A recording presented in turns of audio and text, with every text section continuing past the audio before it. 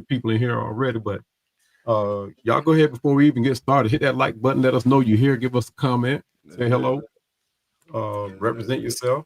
But guys, while we're waiting, I just want to tell everybody, man, get ready to be inspired, man. I mean, this is an incredible story from Mr. Jay Harris, Sports Center analyst. He has overcome quite a few things in life, So, but his voice of authority, calm, confident, reassuring, it has brought millions of fans to their seats, right into the heart of the action.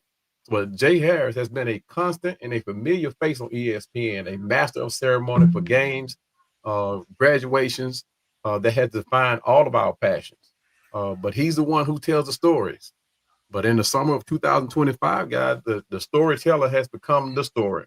So y'all tune in, sit back, relax, grab you something to drink, and get ready to hear Mr. Jay Harris tell his story. That's right, guys. Like I said earlier, hit that subscribe button as well. Hit that like button on all our platforms. Come on to the Come On In Sports Network, y'all. Make yourself at home. Like Dolph would say, come on in. Relax. Put your feet up, man. Like Mr. Cowboy said, we'll have a great show, man. I cannot wait to do this interview. Yeah. And, but hope you guys are having a great Sunday. And like I said, hit that subscribe button. Come join all of us, man. We got a lot to talk about. Although the king of the sports, NFL, is still not here at the moment, man. There's still a lot going on. We have constant videos. We have constant live commentary and play-by-play reaction. We got the WNBA that's out there. We got the Major League Baseball out there as well. So please, hey, sports is never over. That's one thing we love about sports. It's 24/7. It's a revolving door every single time, man. So and we're here to tell our stories, man. Exactly. But this we got some man is one for everybody to hear, all men, especially men. And then, if you're women out there, if you got a man out there that you love and care about, get them on here. Let them listen to this story, because this is one that has opened my eyes, of all the things that I've been through. It has opened my eyes to one more thing that really needs to be talked about. It's not really talked about amongst men. But Jay's story is a testament to human spirit. This isn't about a new contract, or some primetime hosting gig. It's about a diagnosis that could possibly save lives. His journey from, journalism to ESPN. I stayed up many nights waiting on him to come on. And he's one of these guys, when I wanted to be a public speaker, he's the one I wanted to look up to. I wanted to be able to be like Mr. Jay Harris. His legacy lives on. I say his legacy, he hasn't stopped. I mean, living legend, baby, living legend. Living legend. So living legend, yes, sir. Yes, sir. But he's going to open up his life to us and share his life with us. And, and then hopefully it'll inspire us to have that conversation that a lot of men are not talking about. It needs to be talked about. No, that's factual, man. He has been one of those guys I've been watching all my life, man. It's crazy work, right? Yeah. And you look at it. I know him looking inside out. He probably doesn't understand how big of I know he probably knows now, but when he first started that gig, I'm pretty sure he doesn't understand the big of an impact he had in our lives. Yeah. Especially guys like us that are diehard sports fans, right? That really just want that just we would sit up. Remember those days? We would sit up from midnight to 6 in the morning. We'll wake up and the same thing be on every day, but we would watch like it's brand new. Exactly. And you talk about a funny guy, man. I mean, not only were we there just listening to, him put the sports news out there, but when it comes to these candid jokes, these little sideways, oh my goodness, you talking about somebody that's funny, and you have to be kind of mature to understand these jokes. So as a kid, you didn't get it. You just wanted to hear the news. But as you got older, you're like, hey man, that guy there is funny, But but you talk about somebody of a voice that you can trust. He has that voice, and people say, well, he has that radio voice. Well, he has more than radio voice. He has that presence. So when he puts the news out there, you can trust it. Nowadays, you got these analysts that comes out with these ideas of their own opinions. No, Mr. Harris is one that comes at you straightforward with the facts. You can pretty much book it as we say nowadays. So, but this is going to be a fun episode. So y'all sit back, relax, enjoy your drink, and we're going to continue to work to get Mr. Harris on in here. And Got some while we're folks in the building waiting, showing love. guys, there's a new podcast coming. My hands are already full, but there's a new podcast coming, Inside the Game and Beyond, hosted by myself. And it's going to deal with a lot more than just sports. It's anything and everything that I want to talk about. It won't be one of these ratchet type shows. It's going to be an adult show, but it will not deal with. It's going to be deal with everything outside of sports. Let's put it like that. Right. If I want to deal with sports, you can find me on Atlanta Falcons Fandemic or Come On In Sports Network. As you can see, Mr. Carlos here, he's got the Uneducated Sports Talk Show. So come on in the Sports Network, and you can find a host of guys that can talk sports with you. But look forward to this Inside the Game and Beyond podcast starting up, and I also have another podcast. You're a busy man, huh? That I'm starting with my wife, Jessica. We decided to put our life and our marriage out there for people to see. So awesome. Stay tuned for that as well. And that one is going to be, I don't forgot the name of my own show. Don't tell her that. She ain't watching right now. You know what?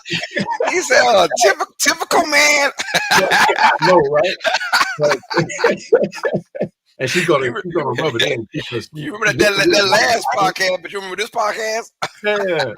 She didn't really like the name of the podcast. She wanted me to go with something else, but I kind of like stood my ground on the podcast, and it's for better or podcast is the name of the show that the wife and I is going to be joining up. So yeah, she's going to get me. She would not let me podcast my ass. No, that's cool.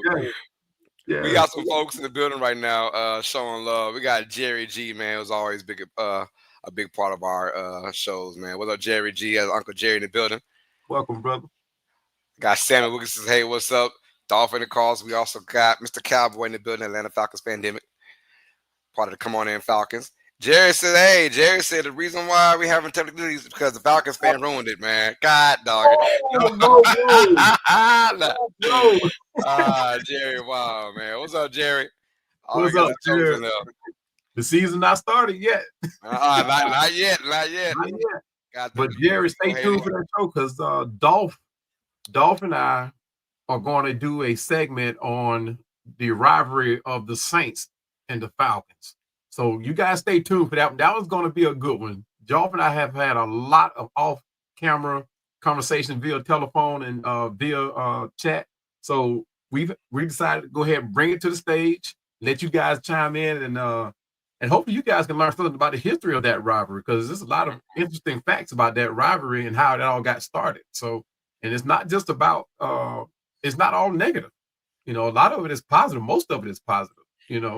Of course, I wear that rivalry on my sleeve, But of course, but just know that you are not the most hated team for me. You're not the most hated team. Who's the most hated team? Yeah, we can agree together. Yeah, that's one thing we can agree on. We don't like them Cowboys, which is the same with me as New Orleans Saints fan. The Falcons are not my most hated team. It's the Cowboys too, and then it's Atlanta.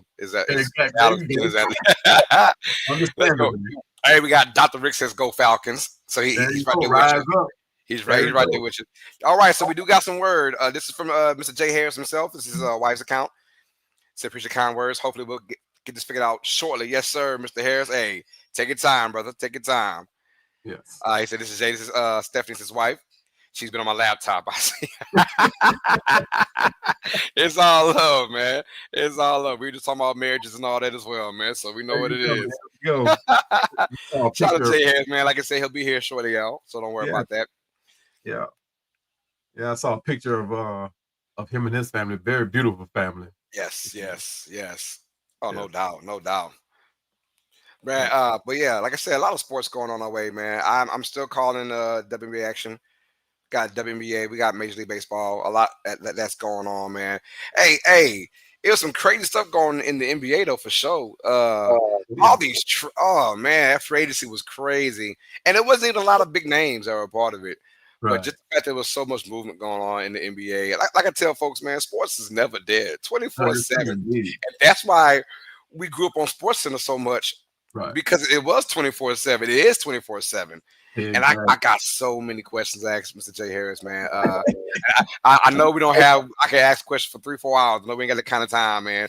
That's Uh, good. but I know I can go out there and ask plenty of questions because he is one of the ones that inspired us to do what we do right now.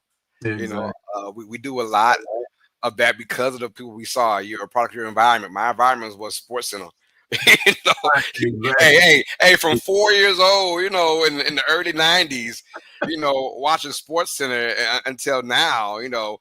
and so much has kind of changed, but still, I won't get into that until we talk to Mr. Harris. But Right. I'm just saying, like, what Sports Center did for us growing up, because Mhm. I'm 36, so and I'm like all my life, at Right. least I knew the Sports Center. Right.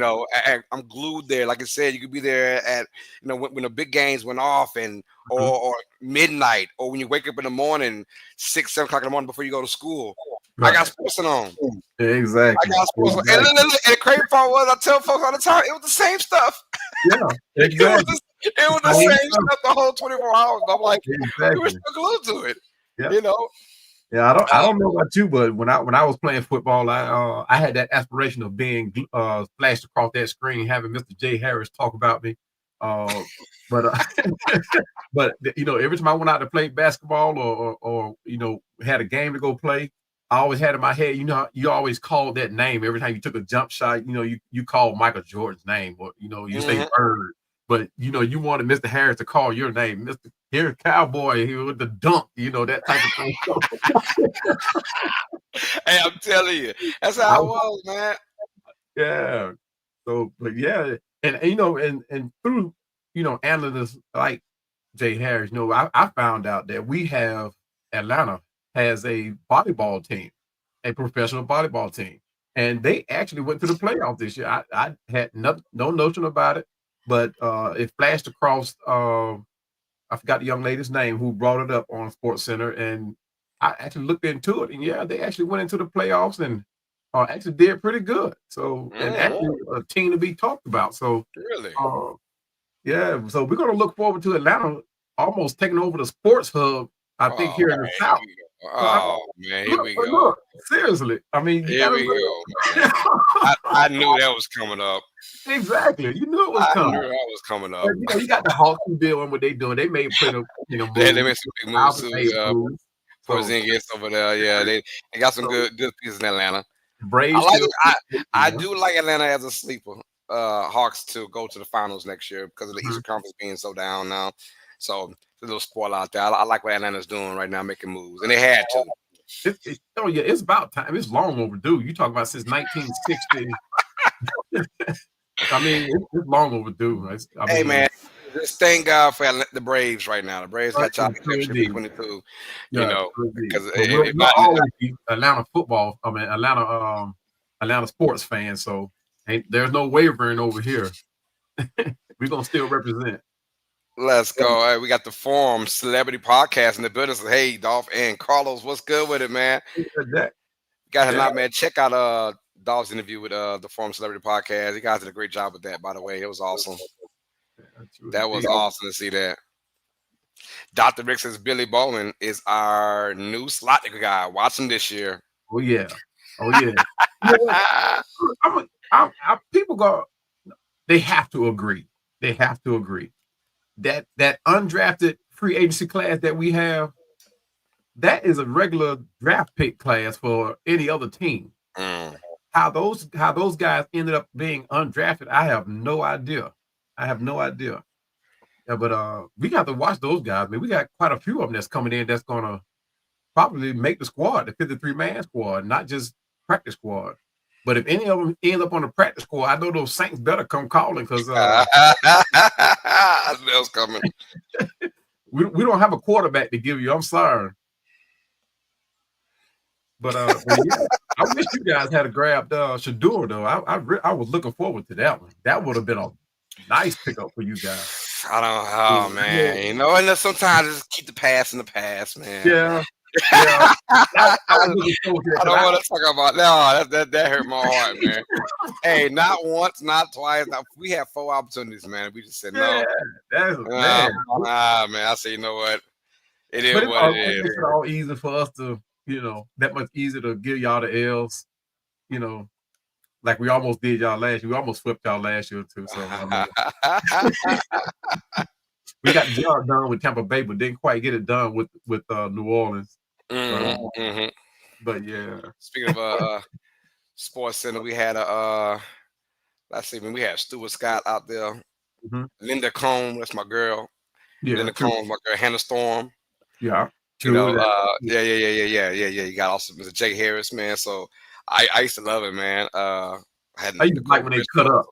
Oh yeah, you know they had a little, you know, every now and then the Real. second way and the second way out, they had a little cut up before commercial break or something. Oh yeah, man, all that stuff, all that stuff.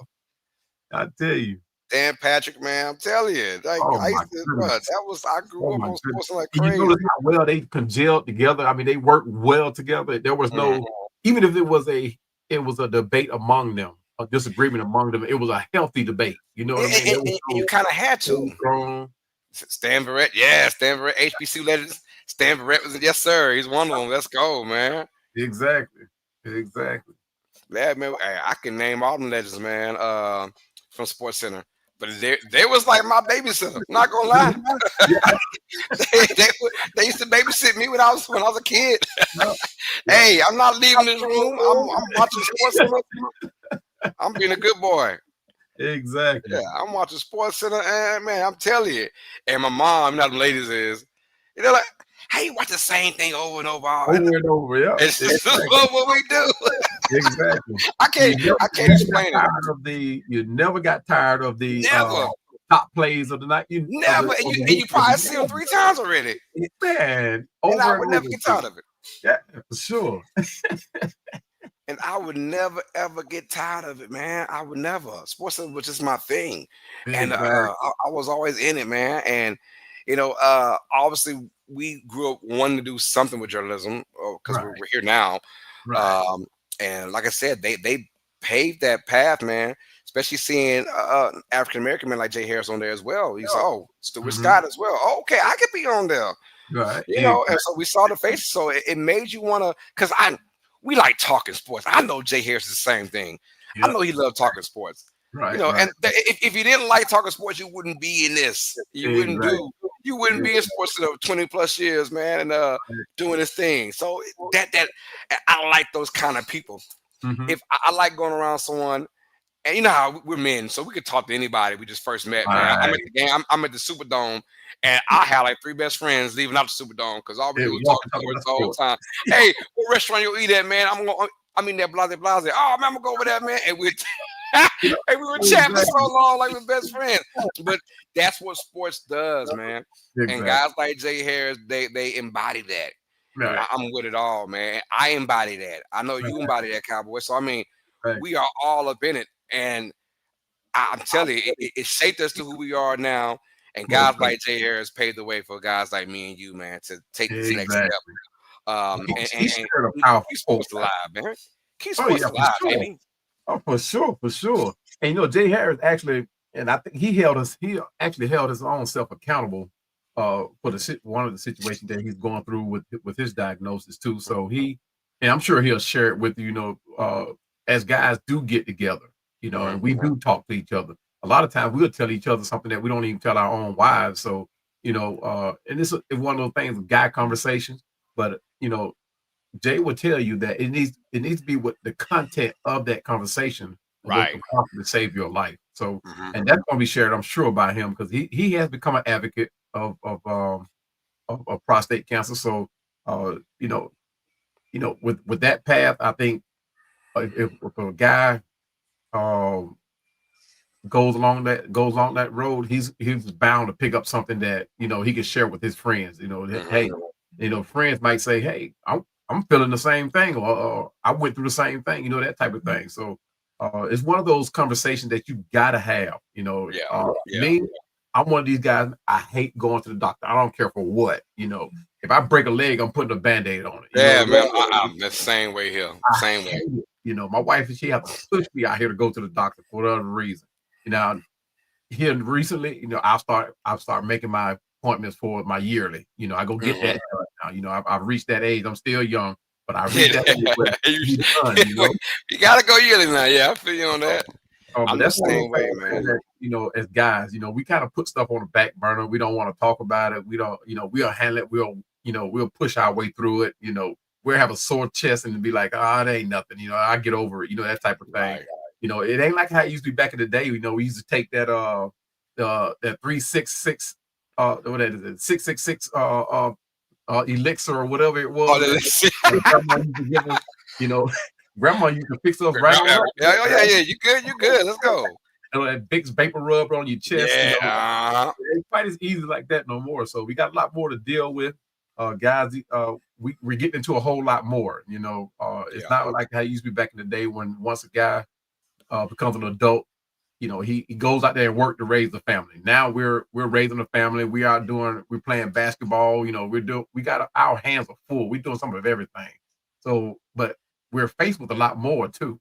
So, with the way that life has now gone, the path that it's going now, you got COVID to deal with now. You have the flu thing, bird flu that you got to deal with now. So you got to keep yourself, checked up. Now, I don't know, man. It's so much stuff out there. As a man, though, we always take it, man. Hey, like you say, us being scared of going to the hospital, man. Like, hey, we get a pinky fracture, and we come out with cancer. We like, we didn't see that happen too many times. We scared for the bad news. We don't like doing that. I'm with you on that. Right. I don't want to go out there with with that kind of depression going on. I feel it, man. So I understand that's how as men, that's how we are, bro. Right. That is how we are. Sure. We got 1904 Life says they definitely babysat us. Oh yeah, for sure. They definitely babysat us, man. They took over us when we were laying down in our cribs. So for some folks been watching ESPN since they was 2. Right. Literally in the crib, looking up and watching the highlights with your pops or something, man. Right. That's how it is. Let's see. We got some more folks in the building showing love. Sammy Wilkinson representing Who That Nation. Yes, sir. The Florida Lisa there. That's right. I like that. That's my guy. This is Black and Gold. Yes, sir. Black and Gold all the way. I had someone say, man, Los, I gotta hope, man, they say Black and Gold the Super Bowl this year. I say, man, hell nah. That is crazy. I said, hell nah. I say, look, hey, I'm a die-hard Saints fan at heart, man, but no, I'm not saying no Super Bowl. I say, hey, let's win 7 games this year. I'm fine with that. Let me win 7 games this year. We'll be good. Then you start talking. That's the ceiling. The ceiling is 7 games, in my opinion. Right. I said, let us win 7, maybe 8 games. I'm Gucci. Super Bowl, man. All right, now stop that.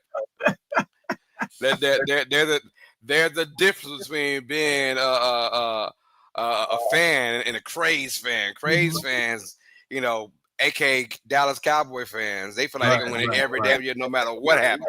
Right. I'm realistic, man. Like, I've been a Saints fan since 1999, bro.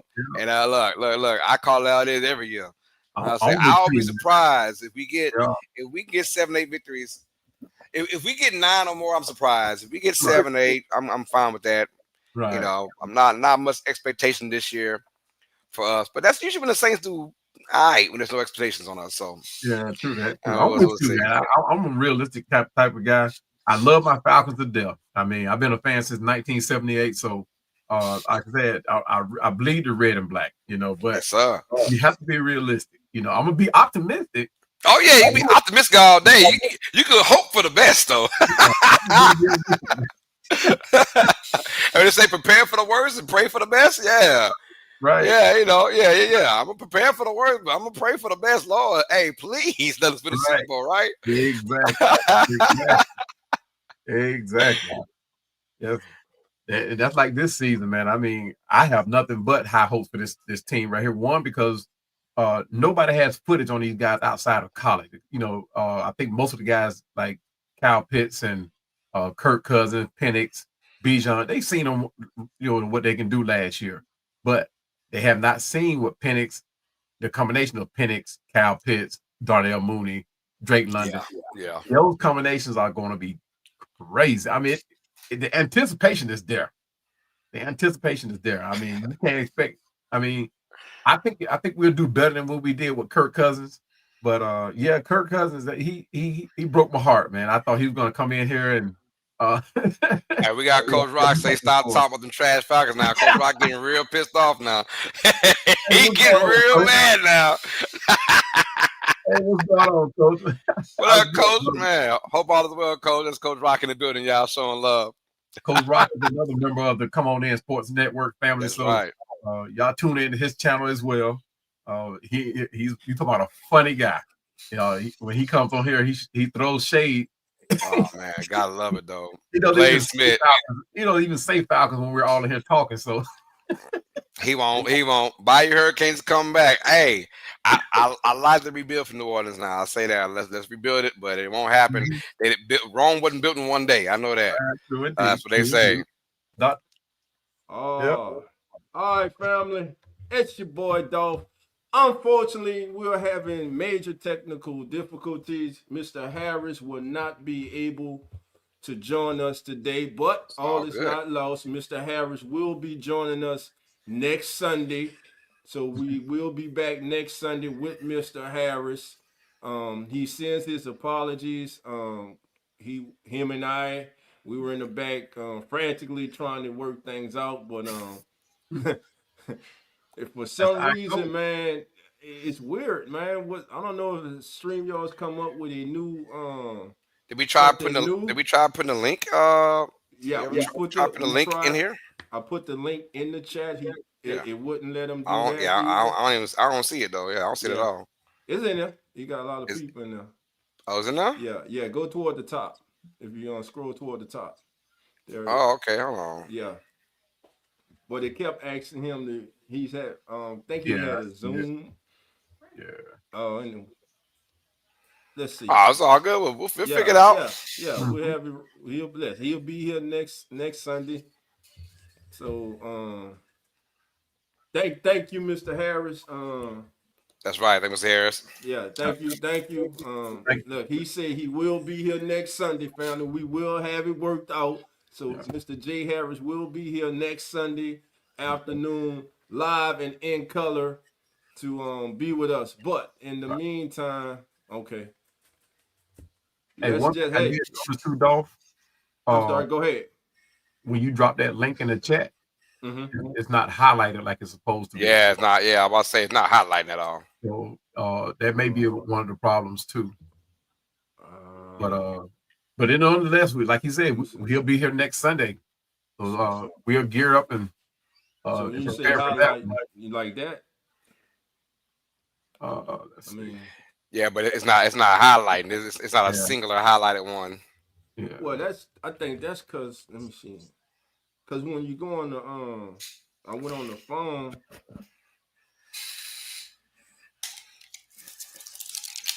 But we'll get it. We got to do this right now. Yeah. We know. We got folks looking at us like we crazy now.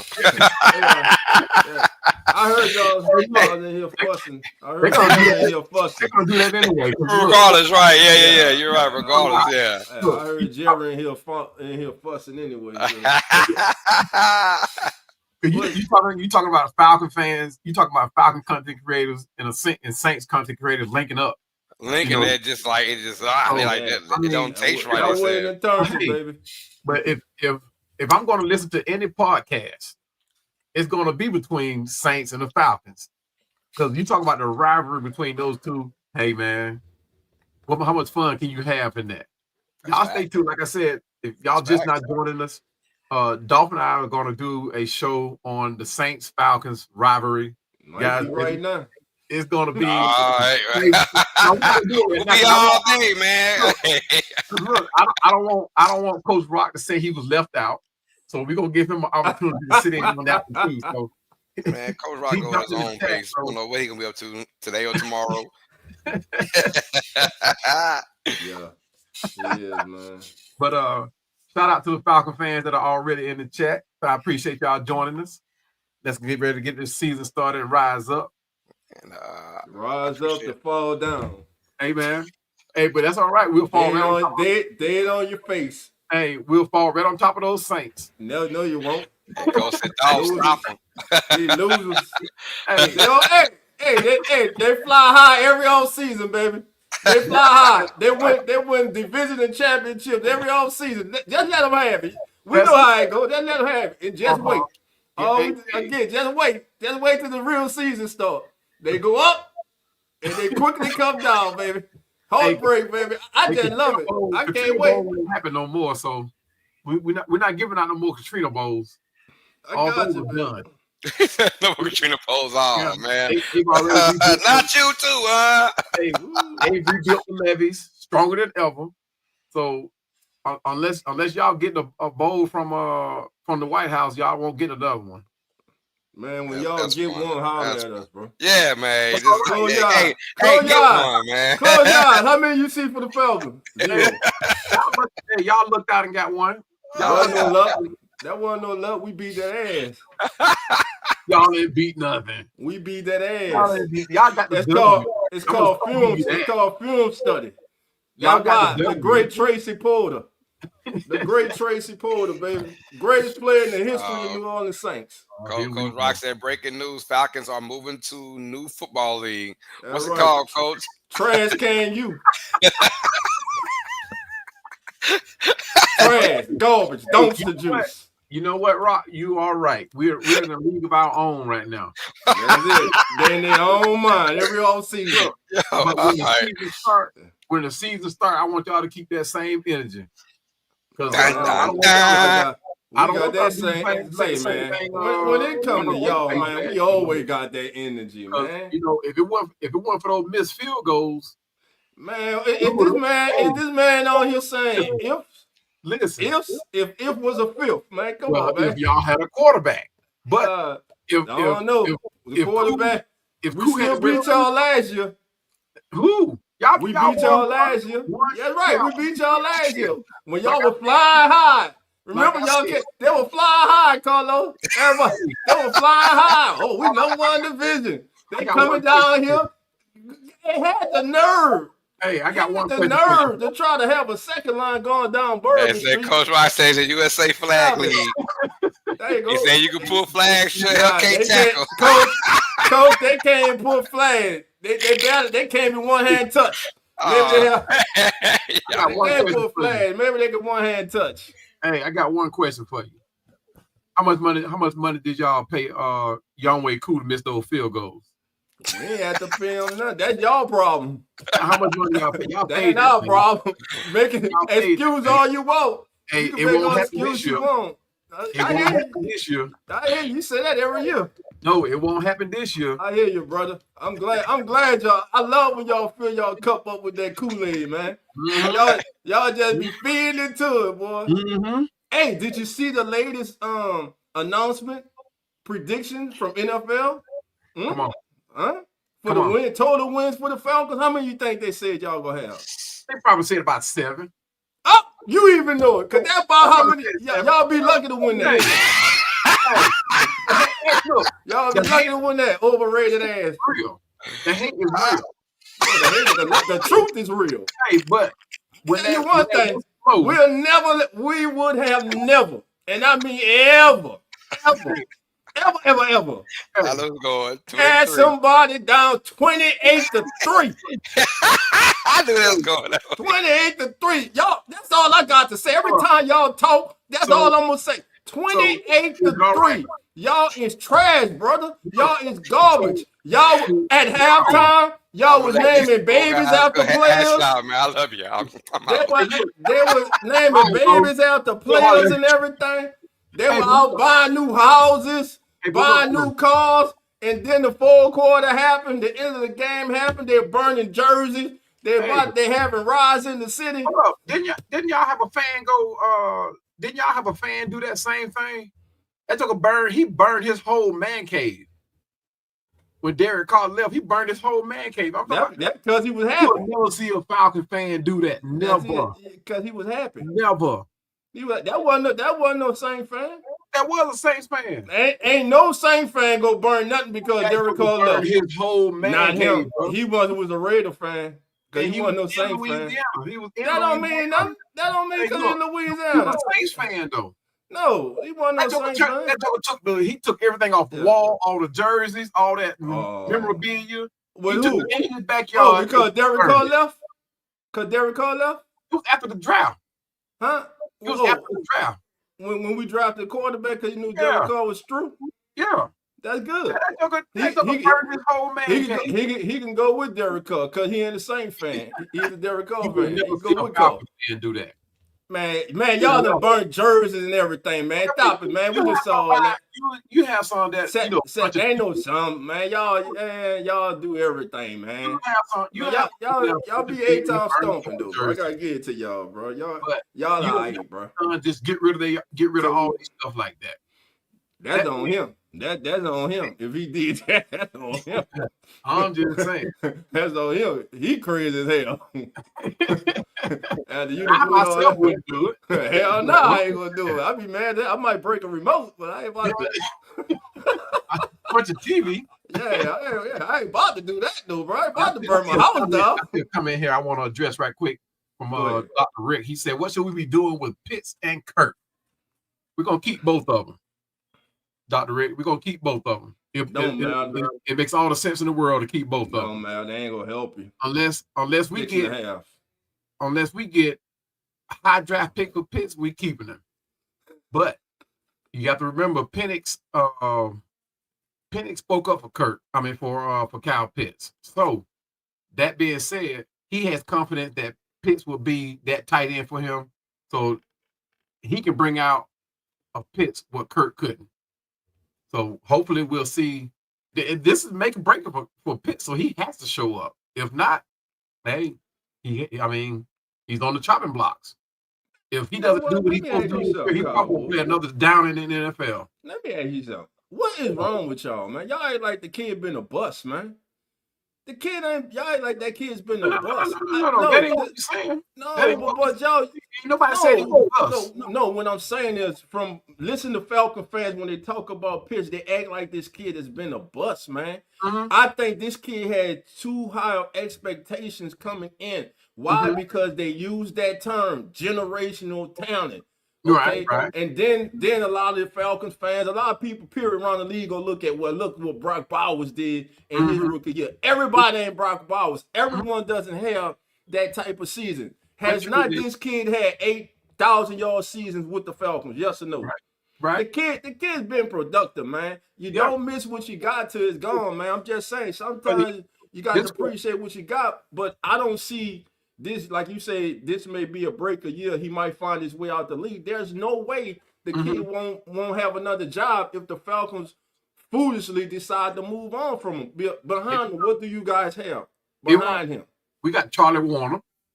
We got another new kid that just coming out, Joshua Simon, that's built like Julio, who's a wide receiver over at South Carolina. But he's not Julio. Huh? He's not Julio though. I know. I said he's built like Julio. I didn't say he was Julio. But to get back to Kyle Pitts, remember his rookie season? Mm-hmm. He never rebound from that. But look at your quarterback play though. 1,000-yard receiver, Pro Bowl. Right. Who's the quarterback? It don't matter who the quarterback. Yes, it does. Quarterback does matter, man. Quarterback does. Quarterback matters. Scheme matters. Quarterback out of the equation. Take the quarterback out of the equation. And a lot. Did he have a lot of drops? Hold on. Just like you coming at me about Kyle Pitts, I had a lot when I did my content on him. I had a lot of people go back and watch that content because I've actually pulled up footage of Kyle Pitts. It was a 50-50 thing for me. It was part Kirk Cousins and part Kyle Pitts. There were a lot of plays where Kyle Pitts did not exert himself to go get the ball. There were balls that hit him in the hand that he should have caught. There were blocks that he missed that he should have made. And then on the flip side of it, Kirk Cousins. Kirk Cousins looked that man off so many times, I lost count. And I really think there's some type of deep-rooted situation between Kyle Pitts and Kirk Cousins that affected them on that football field. Because there was no way in the world that Kirk Cousins, being the player that he is, look off a player like Kyle Pitts wide open. So there's let me ask you this. Is he the only one on the Falcons or any team in there in the football league to drop a ball or miss a block? No. How many drops did he have the entire season? No, I'm asking you. Yeah, I don't know. That's why I'm asking you. You the expert. How many drops that yeah, on that particular in that particular season that you highlighted, how many drops did he have that year? 8 drops. Eight drops. That literally either he had a play on or it hit him in his hands. 8 drops. Okay, 8 drops. He played 17 games. Okay. Critical.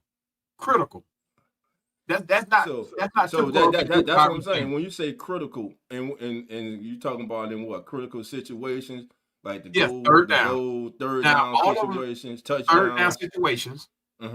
Most of them were in third down situations, and in games that we could have kept momentum going to win the game.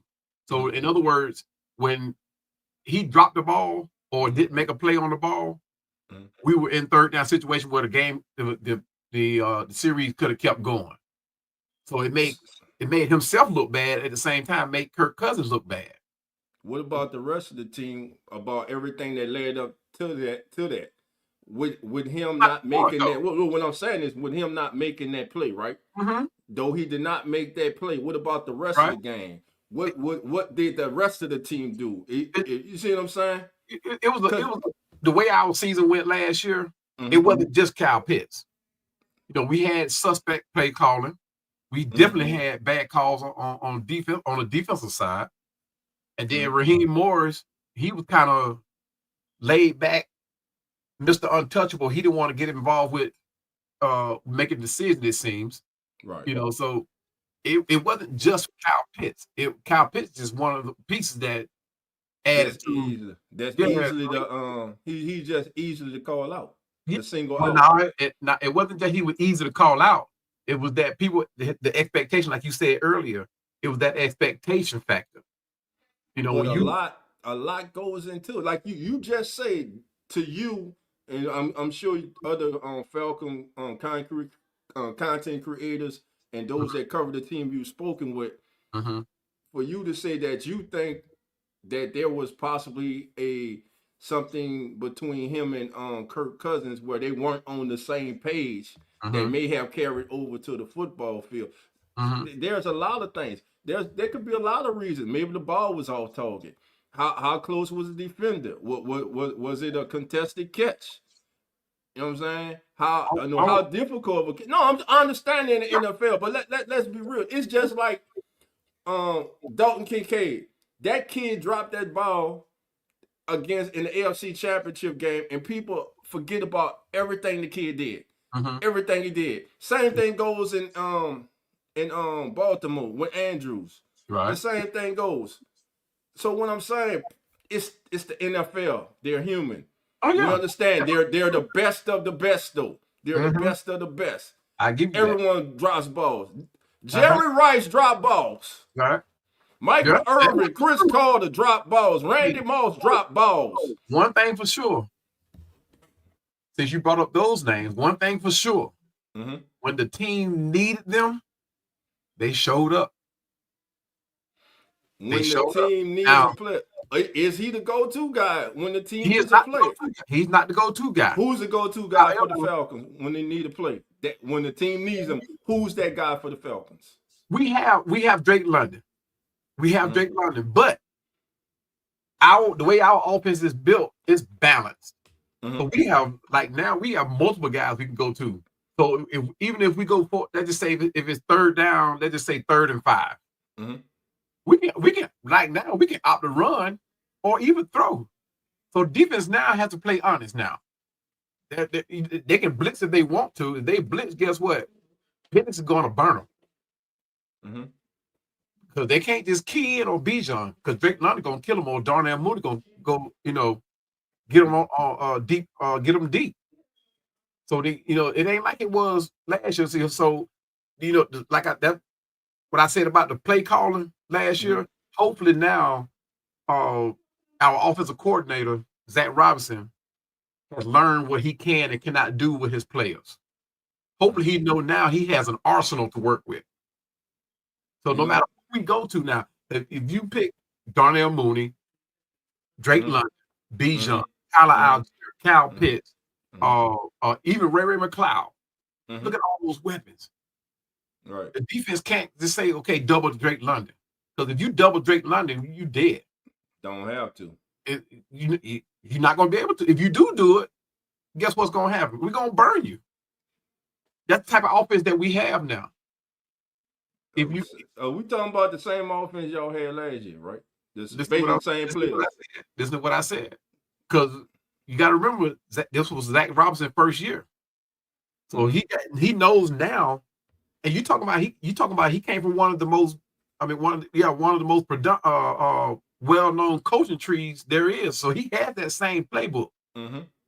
So it's a run-based offense, but guess what? It's a spread offense. So now he knows what he can do. That playbook is so flexible. The players that we have now, he can show you a play lining up. He can show you that play, but it won't be the play that you think. Because for 21 weeks. For 21 weeks, he couldn't figure that out. For 21 weeks. You didn't see what was going on once Penix got in? For 21 weeks, he couldn't. For 21 weeks. You got to remember now, Kirk Cousins was at the helm. Kirk Cousins was not healthy. Kirk Cousins started off hot, though. He started off hot. But you remember that hit that he took against, it might have been you guys. It was. It was against you guys. It was. Yeah. He wasn't the same after that. Yeah. But he let on that he was okay, and he wasn't. So this is on Kirk Cousins. The collapse of the season was on Kirk Cousins. No. I said it wasn't just one thing. Right. It was a multitude of things that went wrong that hindered our season last year. Missed field goals, Kyle Pitts non-production, Kirk Cousins injury non-production. I'm going to say suspect play caller. The defense, that was an atrocity that was a travesty last year. And we don't got rid of that. And y'all basically bring the same team back. What'd that tell you? Same thing gonna happen that happened last year. Sir. Oh no, sir. Not by a long yes, sir. I'm glad you got there. You feel good. I just love it. Like I said, I just love it when y'all build yourselves up. I love it, man. Listen, if I didn't know you and if I didn't know the Falcons and I had just met you and I was just listening to you, I might fall for some of this stuff you're saying. I might fall for some of this stuff you're saying. But all joke aside, though, man. When I look at you guys, man, without my fandom glasses on, do the Falcons have talent? Yes. They got talent. I think a little bit of the talent is overhyped. You got a special player. Bijan Robinson is special. Right. He is. Drake London is a good wide receiver. I don't think Drake London is a star wide receiver in this league. Really? I think y'all need a alpha dog at wide receiver. Really. To me, I know a lot. I hear a lot of comparisons. A lot of people make with Drake London to Mike Evans. Mike Evans, exactly. It ain't even close. Oh wow! It ain't even close. That's Yellow Jacket. That's Hall of Fame. That's year after year consistency. That's one of the best ever to do it. And I don't care if you're a Saint fan, Falcon fan, a Panther fan. When they come down to talent and recognizing how special a player is, Mike Evans is that dude. That dude is one of the best ever to do it. And sometimes I think we can get into the box of always trying to compare a player to great players instead of letting them carve their own niche. You know what I'm saying? Again, Drake London's a good football player. He's a good football player. He's a good receiver. Right. But is he a true number one receiver? I have my questions about that. I think now as a number two receiver, put it like this: if CeeDee Lamb was on the Falcons, CeeDee Lamb would be, it'd be no doubt. CeeDee Lamb would be that alpha dog. Drake London would be that number two receiver. CeeDee Lamb has established himself as that alpha dog in the NFL, though. He's done that already. That's what we got to give Drake London that opportunity to do that. Well, yeah, let me put it like this. Ask you a question. Go ahead. Ask you a question. All the receivers in the NFL, even the number one receiver, who's your number one? For who? What receiver you got as number one receiver in the NFL? Chase. Jefferson. Okay. You can stop right there. Right. Would you put them guys in the same league with Mike Evans? They close. You cannot. They're in their own league. They're not in Mike Evans' league yet because of what? Let's go back to what you said. That Hall of Fame consistency year after year, play. They got it. They got it. Game. That's Mike Evans. And that's those two are on track. Yeah. Those two are on track doing it. So Drake London has not been as productive and as consistent as Chase and Jefferson. That's not even close. That's a poor argument right there. He ain't been in the league long enough. What? I wouldn't put him on the same level with anybody. He came right behind them. What, a year behind them? Or a year before him? What year Drake came in? Behind Chase and Oh, he was a year behind him. 2 or 3 years behind him, man. Nah, ain't 3 years. Nah, he trying to make his case. There you go, 3 years. Look at that, cowboy. Come on, let me see how long he been in the league, man. Let's see how long he been. I'm looking it up too. Let's see how long Drake been in the league, man. Drake London.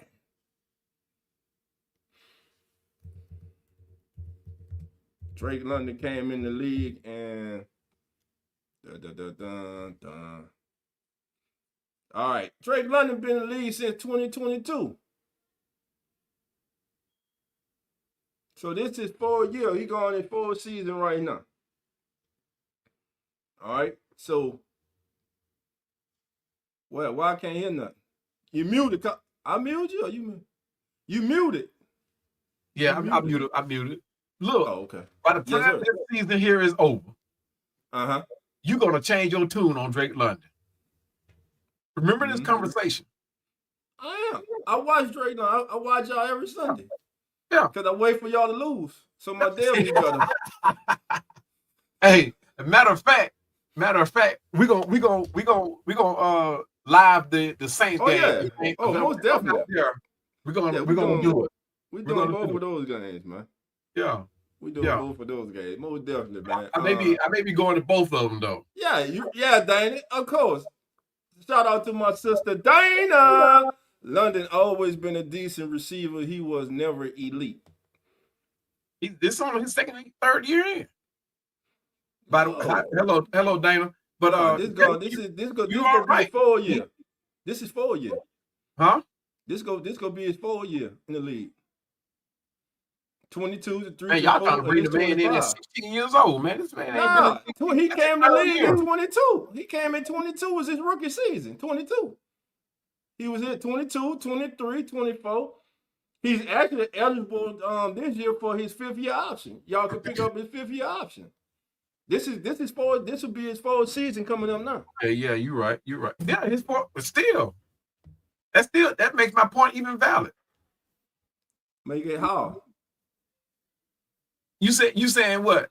You saying I'm saying this. What I'm saying is. This is what I'm saying. Let me tell you like this. Come on. Do we have a number one receiver for the Saints right now? Alpha dog, a 1A? No. Chris Olave has the potential to be that.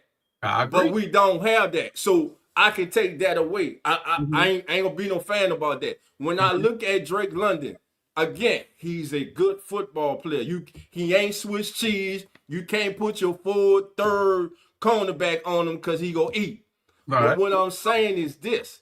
When I'm looking at a game, when I'm getting ready to watch a game and I'm looking at matchups, if Drake London's out there, he's going against a top cornerback. I'm talking about one of the tops cornerback in the league. Right. I'm not worrying about Drake. Drake is professional. It's the NFL. Everybody go get there. He go get a catch. The pass was broke up. But what I'm saying is this: Drake is not. He's not the type of. He's not must see TV. Put it like that. I'm gonna put it like that. He's not must see TV. He's not the damn. Like I gotta see. I wonder what Jefferson or Chase right now. I'm not saying he can't turn into that.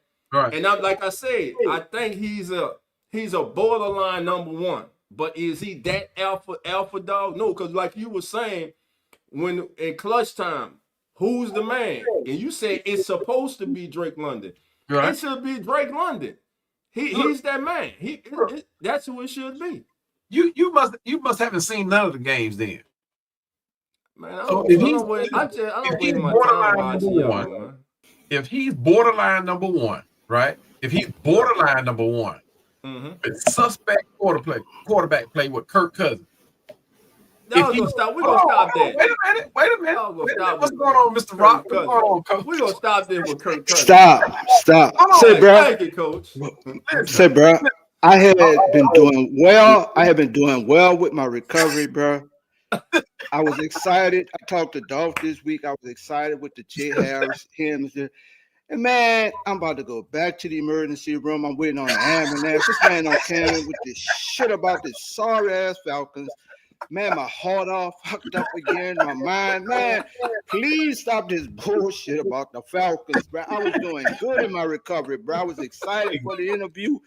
And you know, bro, this bullshit in about Drake. Man, you would have Drake London, Michael Vick, Arnold Schwarzenegger, all that bullshit. Atlanta ain't shit. The Hawks ain't.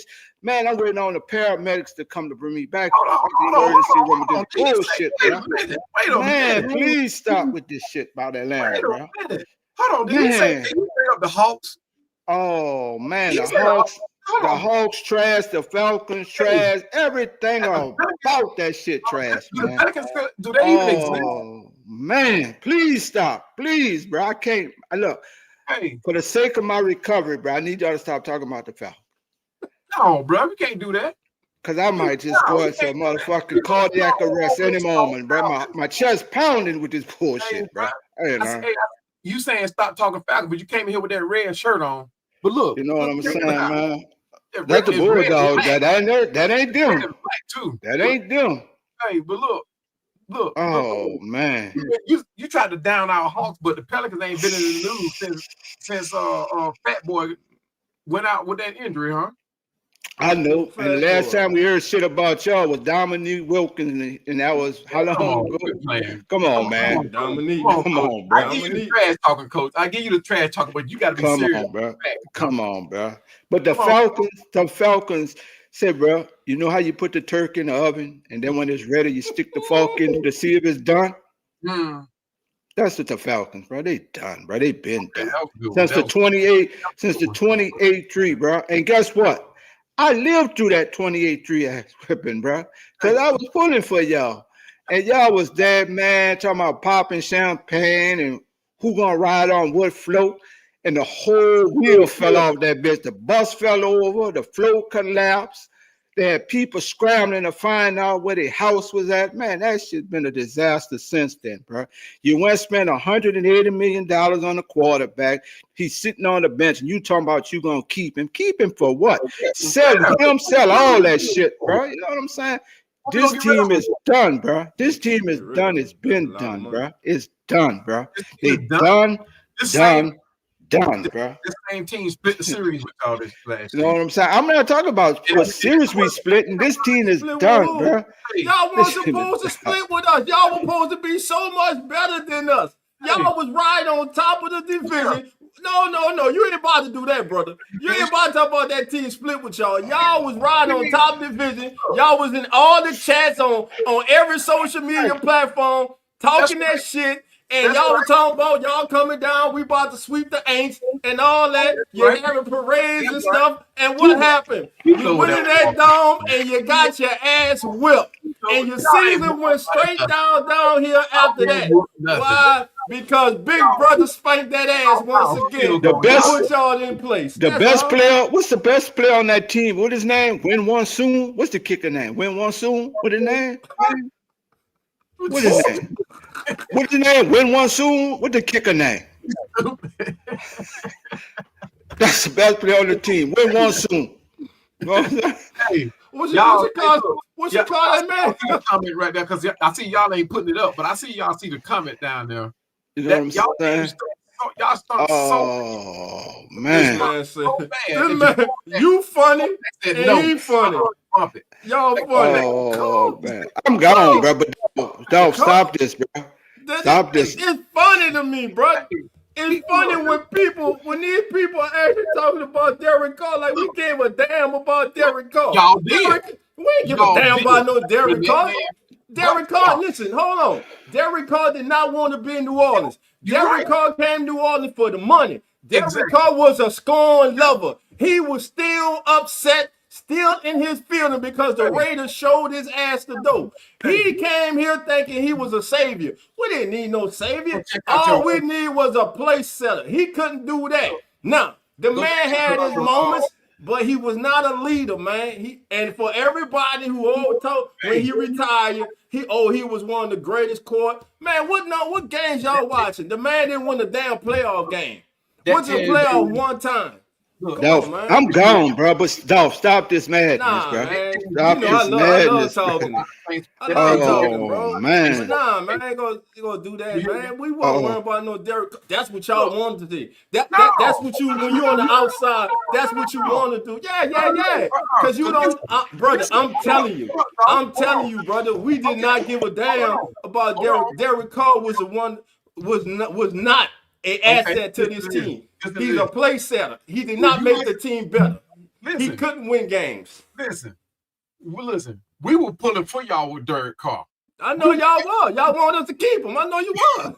We were pulling for y'all. No, when y'all made the decision to bring him in, right? We actually thought y'all was gonna do better. We actually did. Man, we actually thought y'all were gonna do better, man. Because that's y'all. Because you had who was the what was his name? Man. What was your other quarterback? Listen, we had what is his name? Taysom? No. The Red Rifle? Yeah. And when y'all brought him in, we knew he was in over his head. But with Derek Carr, we thought y'all had more of a chance. We honestly did.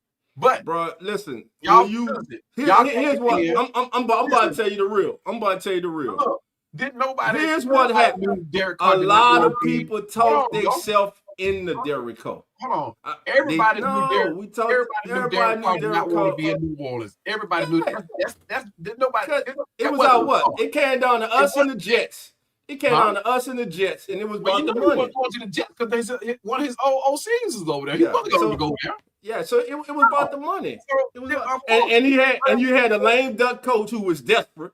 Yeah. Who was desperate, who had some sentimental ties to him because he selected him. Right. So you had all that go into it, and we know how that was a debacle. And I'm pretty sure y'all still wishing we had his ass as head coach. I know you is. But we don't. We don't though. His ass is out of here, thank God. Lord, man, them subjects were hard, man. You know? Oh man, no, but I'm gonna tell you exactly. He been had to go. But when we beat y'all at that, remember that game when we scored at the end of the game on the 1 yard line when it was go knee and we scored. Yeah, and that's who and he come across the field trying to apologize to a lame duck coach who about to get fired, who should have been fired. Ain't nobody worried about no dog. No, I'm saying that was beneath it. He threw his team under the bus. First of all, we don't do that. That's not the way we do things. Like both of them was trash. They both should have been gone. Derek Carr, we didn't want him as a head coach. We knew how he got the job. Yeah, Arthur Smith, man. Yeah, we knew how he got the job. That was scratch my back and I'll scratch yours type thing. Yeah, we know he wouldn't. Look, if you was a team owner and Coach Smith came in your office to apply for a job, I wouldn't even let him sit down. I would just turn him around at the door. He did not fit the mold of a quarterback. He done went to Pittsburgh, and he go to Pittsburgh and he get into. How the hell you gonna tell Russell Wilson don't call the audible? Man, what? That tells you everything you need to know. Man. You get rid of 2 quarterbacks who were winning for you. Yes. To go pick up Aaron Rodgers and Mason Rudolph as a backup. Well, they in love Rudolph. Come on, man. He know that's their guy. Come on, man. That tells you everything you need to know. Yeah, but they winning though. Yeah, Dan. They ain't winning. Look, the season ain't started yet. Who, man? Steelers ain't have no losing season, bro. They gonna have one this year. You crazy? What? Cowboy, you crazy? So, hold on. Come on, brother. Hold on. Wait a minute now. Come on, brother. So you think Aaron Rodgers is their answer? They ain't, bro. The man won. This all I'm gonna say. The man won with Kenny Pickett, bro. You think he ain't gonna win? I don't care. Whatever status Aaron Rodgers is now, he's still 100 times better than Kenny Pickett will ever be. Hey, forget that. And, man, did you not see the trade they just made? Hold on. I saw that they brought in Metcalf. That ain't the point. They got 2. Okay, what's the point then? Over there. What's the point then? The point is Aaron Rodgers. That's the point. What's wrong with him? When Aaron Rodgers was in Green Bay, he had 5 receivers and couldn't get the job, and a running back and couldn't get the job done. He went over to New York. How many he got? And a running back, and he still couldn't get it done. Win the rank. Oh, I got 2 questions. I got 2 questions for Cowboy though. He still couldn't get it done. He won one, bro. Won what? Championship, Super Bowl. Yeah, okay. The thing is, look, it ain't like his situation got worse. His situation got better in New York. How it got better? He had the same team. Ain't no same team. In New England, listen, outside that offensive line, offensive line, he had the same thing over there in New York. They bought Devontae in. He had a running back, huh? They bought Devontae in when? The second season, not the first season. He got hurt Monday Night Football. Good receivers and a running back. Was they good? So you think he gonna do something different in Pittsburgh because he got a different head coach? Hell yeah, it's a winner over there. This might be the season after 2006. What's his name? Might retire. Who? Tomlin. Tomlin. Yeah, after another winning season, he might retire because Aaron Rodgers is a team mold. Why? Why you say that? Why? That man sat there and threw his team under the bus in Green Bay. So his receivers can't catch the ball. No, you're not putting the ball where it's supposed to be. Jordan Love came in and took them. Look what he did with them boys. What Jordan Love did? Choke against the 49ers. Brock Purdy outplayed his ass. When the game came down to crunch time, what happened? I know you didn't just ask that question. Yeah, that's what I asked. I know you didn't just ask that question. Brock Purdy's better than Jordan Love. He did what Aaron Rodgers. Hey, Kyle, I had a question for Cowboy. Aaron Rodgers won the Super Bowl, so how what he did he couldn't do? Don't matter. One is better than none. One is better than none. Jordan Love should have came in before. I mean, should have took the hand before Aaron Rodgers. Man, you crazy. Bump all that. When Aaron Rodgers Cowboy, if you was the head coach, there ain't no damn way you would have started no Jordan Love in front of no Aaron Rodgers, bro. No way, bro. Not after Brett Favre. I'm talking about. No. I say Aaron Rodgers when he came and Love. Ain't no way. His spot back. Man, that's Aaron Rodgers, bro. Stop it. What you mean? Because he won a Super Bowl? No, the man won Super Bowl MVP. The man won the best quarterback we ever saw in the league. Period. Okay. He still couldn't get the job done with the team. He got the job done, bro. You keep saying he couldn't get the job done. He had to move. Oh my God. Listen, You remember when Tom Brady came into the league? Yeah, he was a backup, 6th-round pick behind Drew Bledsoe. New England had one of the worst offensive line in the league at that time. They won that. Tom Brady changed up his game. He changed up his game to accommodate the bad play of his offensive line. Cowboy. Aaron Rodgers couldn't do that. Drew Bledsoe was slinging that thing before he got hurt with the Patriots. I give you that. That line wasn't bad. That line wasn't bad for the Patriots. That wasn't a fluke with Tom Brady now. Because both played well. Drew Bledsoe played very well. Drew Bledsoe was still playing. Exactly. But he made a decision to stay with Tom Brady. But Tom Brady changed up his game. Mm-hmm. That's not my point. He changed up his game. Instead of trying to find his receivers down the field and all that type of stuff, he was dumping that thing off right there at the linebackers. Mm-hmm. He changed up his game for the bad quarterback play. Aaron Rodgers could have done the same thing, and he did not do that. Aaron Rodgers tried to make them boys conform to his game. You just don't like Aaron Rodgers. No, if you want your team to follow you, come on, Dolph. You don't play. If you want as a quarterback, if you want to, and you the captain of this team, you want your team to follow you. You got to follow them. That man was the lead. That man, the leader of that team. He was there, man. Man, come on. He was, bro. Okay. Because he got into it with the coaches. Him and the coach had a difference. No. No, I'm talking about why you think McCarthy left? No. It was McCarthy or Rodgers. Why you think McCarthy left? He got into it with the coaches, Dolph. Before he got into it with the coaches, he got into it with that man winning MVPs, man, slinging that thing. He got into it with his receivers. He threw his receivers under the bus. What receiver he threw them? Because they all cool. Because everywhere he go, he bring them with him. Come on, my dog. Who was it? Who was it they threw under the bus? Donald Driver don't say nothing bad about him. You don't remember Aaron Rodgers? Who it was? Donald Driver. It ain't Donald Driver. You don't remember Aaron Rodgers saying that his receivers need to catch the ball? Which receiver? What you mean which? It don't matter. He said his receivers. His receivers need to catch the ball. So that's why you wouldn't take Aaron Rodgers on your team. I ain't say that was why. But once you have lost, that continuity between teammates, not getting that back, bro. You're not getting it. What you do? Somebody's gonna have to leave the huddle.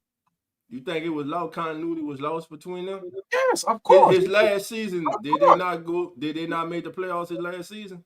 It don't matter, bro. But you're not. Only one team gonna be happy. It don't matter, bro. It's the NFL, Cowboy. Any given Sunday, it don't matter, bro. Yeah, any given Sunday. It don't matter who you will. Look at the Patriots last year. Who? Look at the Patriots. Who they beat last year? What about the Patriots? I'm saying any given Sunday, so it doesn't matter, bro. You got to come ready to play. I understand that, but when you talking about a team like Green Bay, when a team like Green Bay fall apart, bro, and don't get the job done. Hell, they fell apart in the playoffs then. What? That's what I'm talking about. Okay, that's a team thing. Football's a team game. Huh? Football's a team game, man. True that.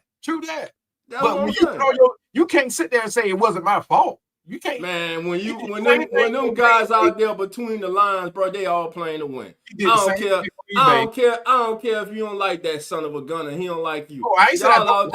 Y'all out there playing to win. I'm just saying he just didn't get the job done. The same thing he did in Green Bay. Tell me how he didn't get the job done in his career at Green Bay. He went up to New York and did the same exact thing. Okay. Everybody in the chat. Explain to Cowboy and me, because Cowboy seem to not understand what I'm asking. Explain to me what. Hold on, what you say? He did not get the job done. Okay. How did Aaron Rodgers not get the job done in his entire career when he was a member of the Green Bay Packers? No. That's not what I said, dog. You just said. No. That's not what I said. Help me out then. That's not what I said. Help me out then. Let's go. He did not get the job done with the weapons that Green Bay went out and got for him, right? Okay. So that's it. Job done. And he took that same mentality, that same attitude up to New York. And did the same exact thing. You keep saying, but you keep saying the weapons they got him. What year? Are you talking about throughout his Packer career, or are you speaking of a specific season? When he came back from that injury. Okay, there you go. When Aaron Rodgers came back from that injury as a Packer, Cowboy says that he let the team down. He couldn't get the job done. If you agree that Aaron Rodgers couldn't get the job done, please put couldn't get the job done in the chat. If not, everybody just say stop crying Cowboy in the chat. Hey, look, you wanted that to happen anyway. You wanted that to happen. Look. Hey, but look, when you go up to New York, now New York, New York did not have an offensive line. I give them that, but they gave him the weapons. He didn't get it together. About the year he coming back off the Achilles. Who, Aaron Rodgers? Yeah, that was last year. No. He's only there 2 years. The first year he got hurt the first game that Monday night. Yeah. Then he came back last year. That was him coming back off the Achilles. It's not about performance, though. What is it about? That man did not take accountability for his lack of play. Did you see this man play toward the end of the season? His last 7 games of the season. Did you see Kirk Cousins play the first 6 games? We talking about Aaron Rodgers. But you're making a mute point, though. No, my point is not. That part of his season. Hold on. What I'm saying is this, bro. Coming back off those injuries, bro. Like experts are saying that Kirk Cousins was not healthy. All right. Now, Aaron Rodgers was coming off Achilles, bro. It took him time. New team, new environment. It took him time. But toward the end of the season, you start seeing, like him or not, think he didn't do what he's supposed to do or not. Toward the end of last season, you started to see vintage Aaron Rodgers. It wasn't MVP at the prime of his career, Aaron Rodgers, but you started to see, hey, this is still one of the top 10 quarterbacks in the league right now. He still is. But look, now, maybe that's saying something about the league, but Aaron Rodgers is still one of the top 10 quarterback in this league when healthy. And the man, listen, you gotta look at everything went on with the Jets. There were reports that that he had something to do with the coaches and GM getting fired. And truth be told, he had nothing to do with it. It wasn't him. Okay. Now he does get on my nerve every damn year because he go into a cave and shit and want to smoke mushrooms and shit. Then have everybody waiting to see if he gonna play or not. People tired of that. Right. But the man is one of the best ever to play the game, and he closed the season strong. I did not say he wasn't. He goes to Pittsburgh. And you're saying that the Steelers are going to have a losing season. I'm telling you. I ain't saying they're going to have a losing season. You didn't say that. I didn't say you said this could be the first year, though. You said that. I ain't say it was going to be his worst year. Hey, I did not say that. No, you said the Steelers didn't have a losing season. And I said, Cowboy, there ain't no way in hell Mike Tomlin going to have a losing season if Aaron Rodgers is his quarterback when he won with Kenny Pickett. You're going to have to go back and look at it. I did not say that. Everybody in the chat, if I'm wrong, let me know. Let me and Cowboy know right now. I'm gonna tell you what I said. Yes, sir. I said you got rid of 2 quarterbacks that were giving you a winning season. You bring in a quarterback that's not going to give you the numbers that these two guys gave you. Russell Wilson and why he can't give you them numbers? He's not going to do it, bro. He's not going to do it. Does he have to be those? My question is this then. I see where you're going, but my question to you is this. Does he have to be for the Steelers to be successful? And think about this. This is a franchise, and hell, in my lifetime, that only had 3 coaches. 3. Yeah. And the one right now has never, ever had a lose. Some people look down upon that and say, whatever, it's purgatory. Well, damn it, give me that purgatory, because that means you might lose in the first wild card every year, but guess what? Your ass in it and you got to change. So I take that every year. So everybody in Pittsburgh keep crying. Keep crying about what you keep crying, and reality gonna set in when he leave, and shit like we had last year, and the shit they dealing with in Atlanta now, come knocking at your door. But check this, I'm gonna use your own comment against you. Come on. You said it won't happen. You said he's had a winning year ever since he's been in there, right? And he gonna have one this year. It's the NFL, baby. It's the NFL. Mike Tomlin has been what? Consistent. So you're gonna give Aaron Rodgers a pass on his Achilles injury. I ain't giving no pass. Yeah, what you just did. No, I didn't. You said I said coming down to the end of the year. Kirk Cousins had Achilles, coming off Achilles. Exactly. It was reversed. He started off hot. Aaron Rodgers, but he got re-injured though. Yeah, that's right. So and as the season went on, Aaron Rodgers got healthier, and you saw his play improve. So the roles were reversed. So what are you saying? So you, in a sense, then you giving Aaron Rodgers a pass where you're not giving Kirk Cousins. I'm not. I just explained it to you. That's not giving him the pass. That's the truth. You just said yourself. You gave him a pass. I just said, Cowboy. I just said, brother. I just said that Kirk Cousins started the season out hot, and he was coming off of Achilles. Right. Then you say, yeah, but then he got hurt again. Then I said, yeah, Aaron Rodgers coming off Achilles like Kirk Cousins, started off slow.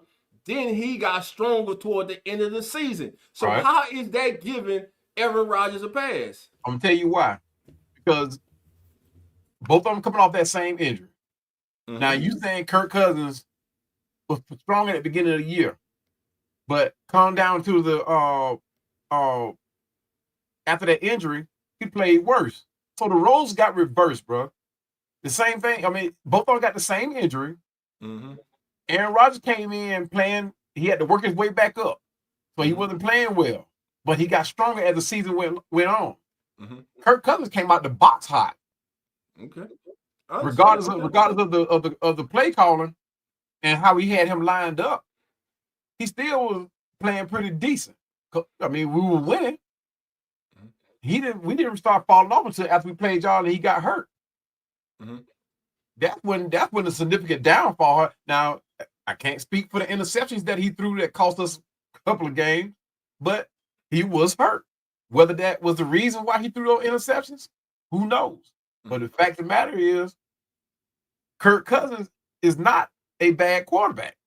Never has been. Never has been. Him and Aaron Rodgers have flipped roles, and the only thing that hurt Kirk Cousins is it happened at going toward the end of the season. Otherwise, he'll be starting.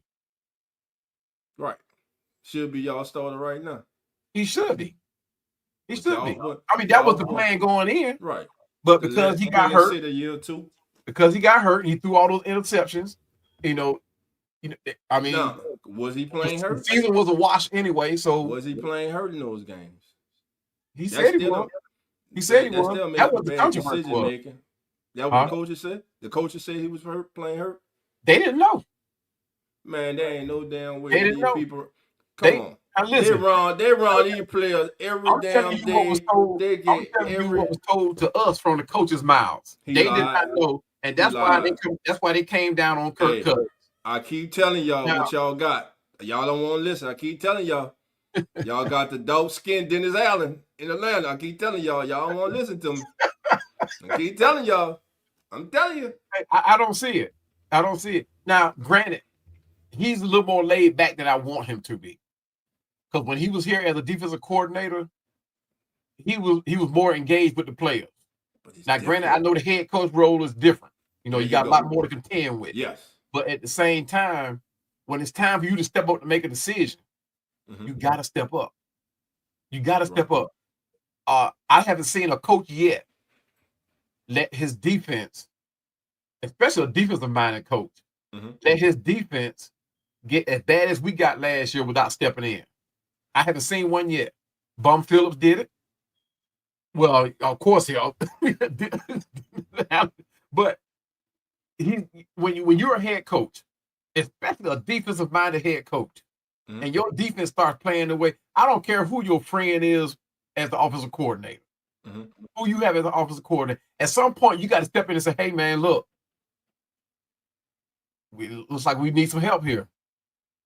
What's the game plan? You got to step in. You can't just sit there and fold your arms back, look up at the clock,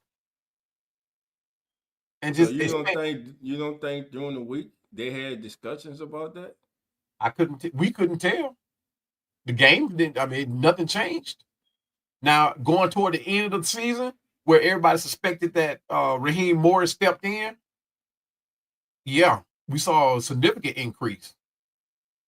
But So at the what times, happened after y'all had to start, right? Y'all started a little slow, then y'all got hot. Y'all was we rolling. fell back off. And Yeah, y'all was rolling. right. What happened in between then? What happened? What happened? What changed? Because you still had the same offensive coordinator. Cousins was the quarterback. You still had Drake London, Pitts, B. John, Algier. Yeah. You still had that. Yeah. What happened? You got to remember the beginning of the season. Beginning of the season is what it is. Right. Don't nobody know who's doing what. So of course you're gonna play halfway decent. Right. Whether you capitalize on it or not, you're gonna play halfway decent. Now Kirk Cousins didn't have no like out of sight game. You know what I mean? But he played well enough for us to get a couple of field goals in to win the game. Get a couple of turnovers, win the game. But at the hands of Kirk Cousins didn't have his best game until the Chiefs, I think. But he was the quarterback that led y'all to victory in games before that, correct? Oh, that's true indeed. True indeed. Now, let's go back to the very first game, Philadelphia game, the one we won. Yeah. How do we win that? You tell me. On an error by Barkley. He fumbled that ball. If he had just went down without trying to score, if he had just went down, we would have lost that game. Right. Now, he did put together a drive that enabled us to beat Philadelphia. Four throws, 3 of them to Drake London. 3 to Drake London. Darnell Mooney. 1 to Drake London in the end zone. I think that's how it went. And who did that? Kirk did it. Kirk did it. So he led y'all to victory. Yeah, he led us to victory. Right. But now, when you go to the Pittsburgh game, we kicked Tampa Bay behind. The Chiefs game, the game against y'all, where was Kirk? Nah, it was y'all defense. The defense fell off too, but at the same time, you still y'all defense, bro. Y'all defense fell off big time, bro. Yeah, but at the same time, when you got your defense coming right back on the field because your quarterback can't extend plays, for years, and that's been our Achilles heel too. Third down conversions. That's been our Achilles heel. Going against whether it was Kirk Cousins, Matt Ryan, Vic, third downs. We cannot extend plays, so our defenses will have to come right back on the field. Right. And it was several games where Kirk Cousins threw interceptions where that didn't help either. Defense had to come right back on the field. When your defense had to play like that, I don't know no defense that can stand up like that. I haven't met one yet. Not even the defensive back from the old days. Here when I'm gonna say defense got to be able to get a breather or two. They was on the sideline in between plays. That was their breather. Come on, bro. Had the ball. No, bro. And that's for my. I say I had this same argument with my Saints fan, with my Who That Nation. I refuse to give a defensive player a pass. You are paid. No, it's a pass, bro. Because they're paid to play defense. It don't say you play defense only when it's convenient, only in the best circumstances. Your ass is paid to go out there and play defense no matter what the circumstances are. If your ass go out there and you suck, you suck. The Saints defense sucked last year. The Falcons defense sucked last year. It's just that simple, bro. And we cannot keep getting these guys passing. Man, we had people trying to give certain players passing. They were trying to give Tyron Yankee. When Tyron fuck up, excuse my language, he messed up, he ain't getting no pass. Demario Davis, he picked it up at the end of the season, but during the beginning of the season, in between, he wasn't looking like himself. He was out there missing tackles and shit, not in the place where he's supposed to be. We didn't have no damn pass rush. So listen, I refuse to make excuses, and then people want to just want to look for one person to put it on. Well, it was this person on defense. No, it's the entire defense. On defense, you get paid to stop the offense. I don't give a damn if you go out there 4 straight possessions and they get the ball at your 1 yard line. Go out there and stop them. It does not say you only go out there when the situation is ideal for you to play defense. No, man, that's a cop-out. These are the most conditioned athletes in the world, bro. They are at the highest pinnacle of their profession, the National Football League. I understand that fatigue may come in. That's why you got backups. Put their ass in. Your backups get in there and doing their job. That means their ass ain't good enough. You just ain't good enough. It's just that simple. I'm gonna use your own comment against you again. Come on, man. Come on. I'm gonna use it against you again. You can try. You ain't used it against me yet, but come on. These may be athletes at the top of their career. These may be the best athletes in the world. But at the end of the day, dog, they are human. Now, God, man, that's the excuse. Hold on, wait a minute. Hold on now. Hey, bro, I'm gonna shut up and then I'm gonna rebuttal. Go ahead, then I'm gonna rebuttal. Okay. Now there were several games. I'm gonna say several games where we got backed up got our backs up against the goal, right? And we had to play consistently. The defense had to play all the way down the field. They got backed up all the way down and stopped the guys.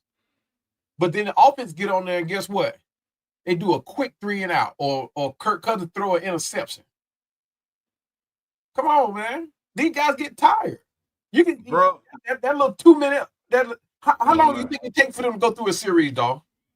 In 4 downs. Got 30 seconds on the play clock.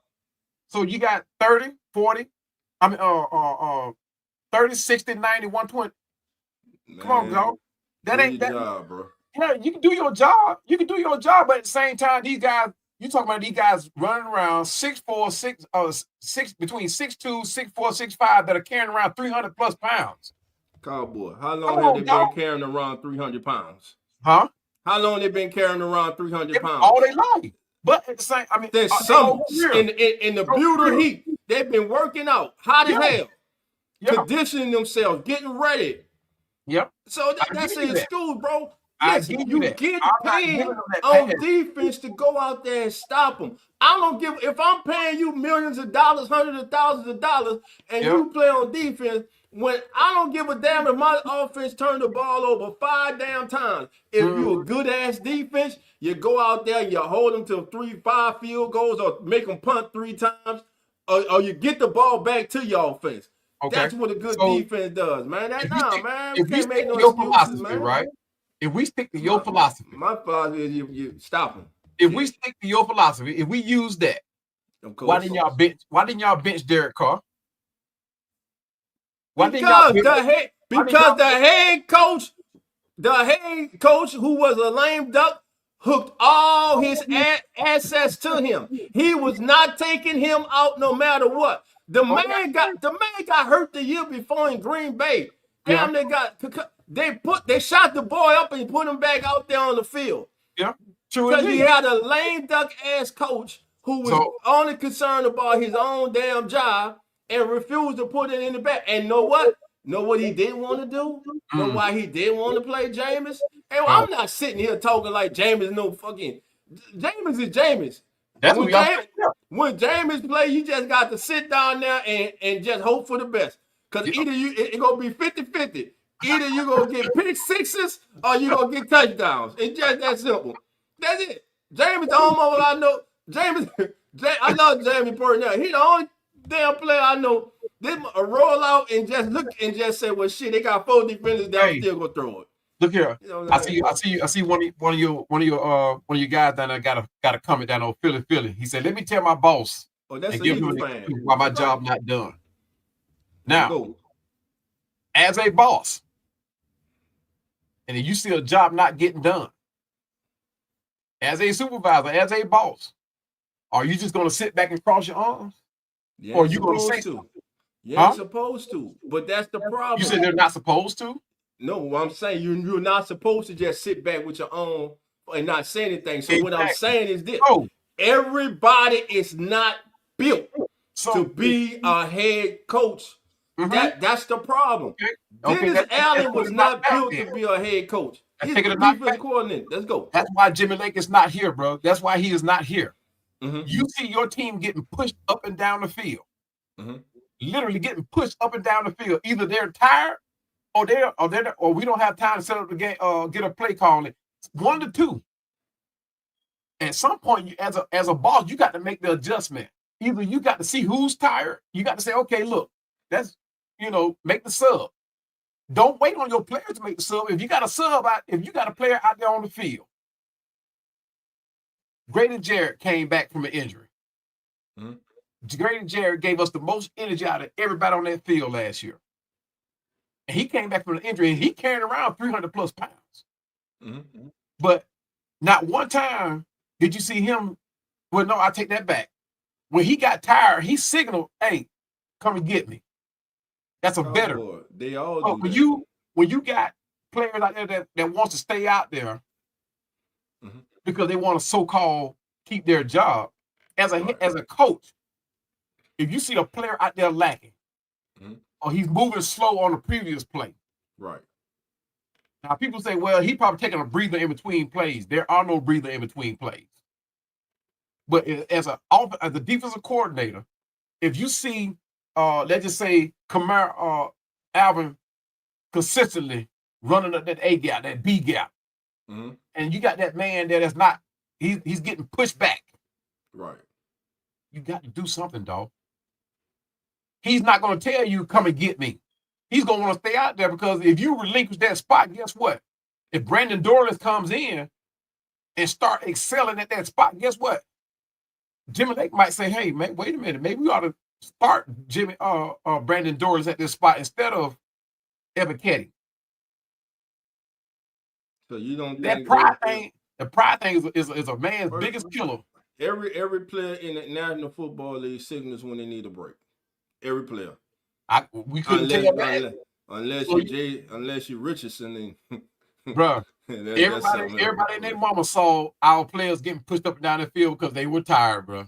They were tired. They were beat up. Everybody saw that. Right. All right, we got a Cheesehead. I'm glad you're in here. Cheesehead. Cheesehead, answer this question. He can't What's stand going on, Cheesehead? Cheesehead can't stand him either, but Cheesehead. Did Aaron Rodgers fail? Say it, Cowboy, because I want to say it right. Go ahead, say it. Say it again. Did he fail? Those last 2 seasons in Green Bay, he failed Green Bay. Cheesehead, did Aaron Rodgers fail the Packers the last 2 seasons he was in Green Bay? When he went up to New York, he failed New York. Period. Carlos, I see in the back. Carlos, what you think, bro? Put in the chat. What you think? I can't hear you because you're not adding to the screen. You got to kill your camera. Turn your camera off. All right, turn your camera off. No, I'm not saying he wasn't. There you go. I'm not saying. Do you agree with that, Carlos? Yes or no? I wasn't trying to be heard or seen. Oh, well, hell, shit. That's all the damn thing. I'm down the mic talking and shit. He done took out the dress. He talking about he trying to be heard. He got the white beater. We got the damn shirt on and shit. And I see him in the damn screen talking about, like, damn it, I can't. Shit, I don't know. Shit. Look like you wanted to come on. You had something to say, damn it. He turned the camera on by mistake. Did I not say turn the camera off? I didn't say that. Well, I tell you, first of all, me and Cowboy, we want to, and Carlos, we want to thank everybody for joining us. I know you were tuning in, expecting us to have Mr. Jay Harris. Unfortunately, we had some technical difficulties, but Mr. Harris has agreed to join us next Sunday. He will be here. We will have everything figured out and straightened out for next week. Mr. Jay Harris will be here next Sunday, 3 p.m. Central Time, 4 p.m. Eastern Time. You are listening to the Come On In Sports Network. I'm Dolph Jackson, host of the Keeping It Real Who That Sports podcast. Let them know who you is, Black and Red. Fall down. That joke was feeling stupid. Y'all got his pecans out. What happened? Hold on. What finna feel? Oh, man. Y'all got his pecans out.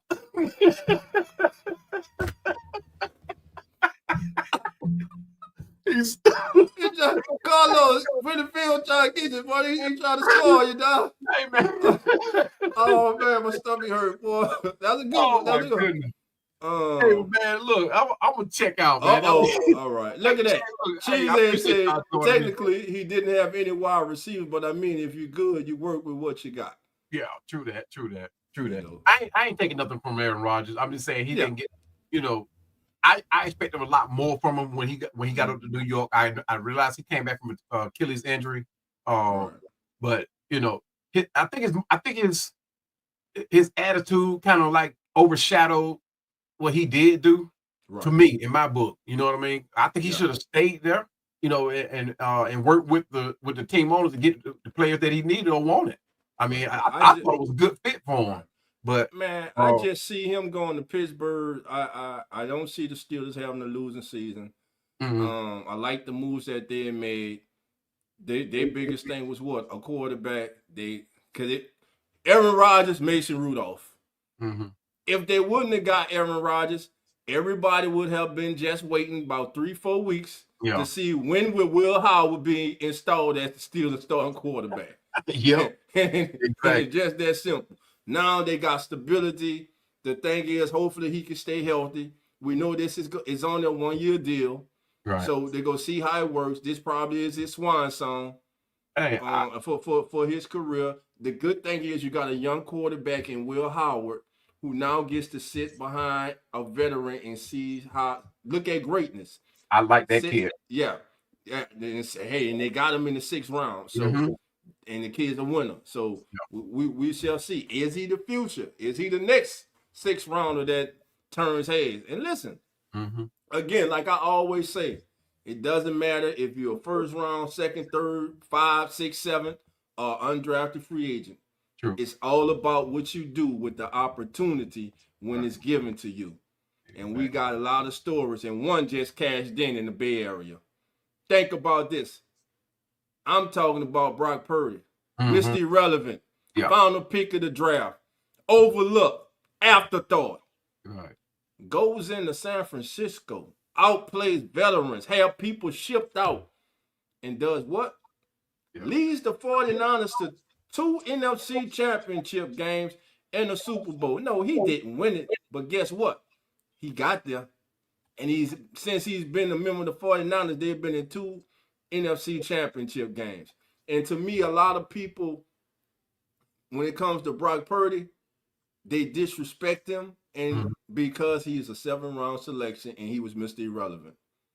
If he was a 2nd-round pick or late in the 1st round, it'll be a different scenario around that kid. Everyone wants to say he's a system quarterback. Well, like my brother Carlos likes to say, and myself, every damn quarterback in the National Football League is a system quarterback because you're playing some type of system.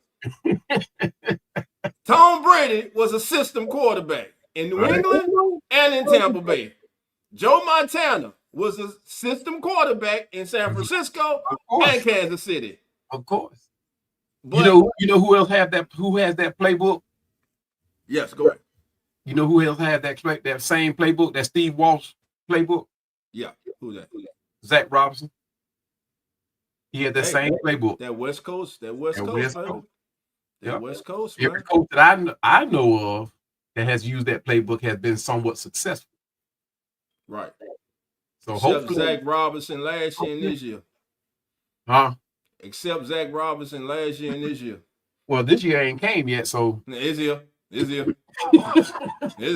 Hey, This y'all season right now, the off season. I tell you, y'all went stupid. Y'all went every off season, boy. Y'all won the division and the bowl. Congratulations to the Atlanta Falcons for once again repeating as the 5-time off season NFL champions. Congratulations.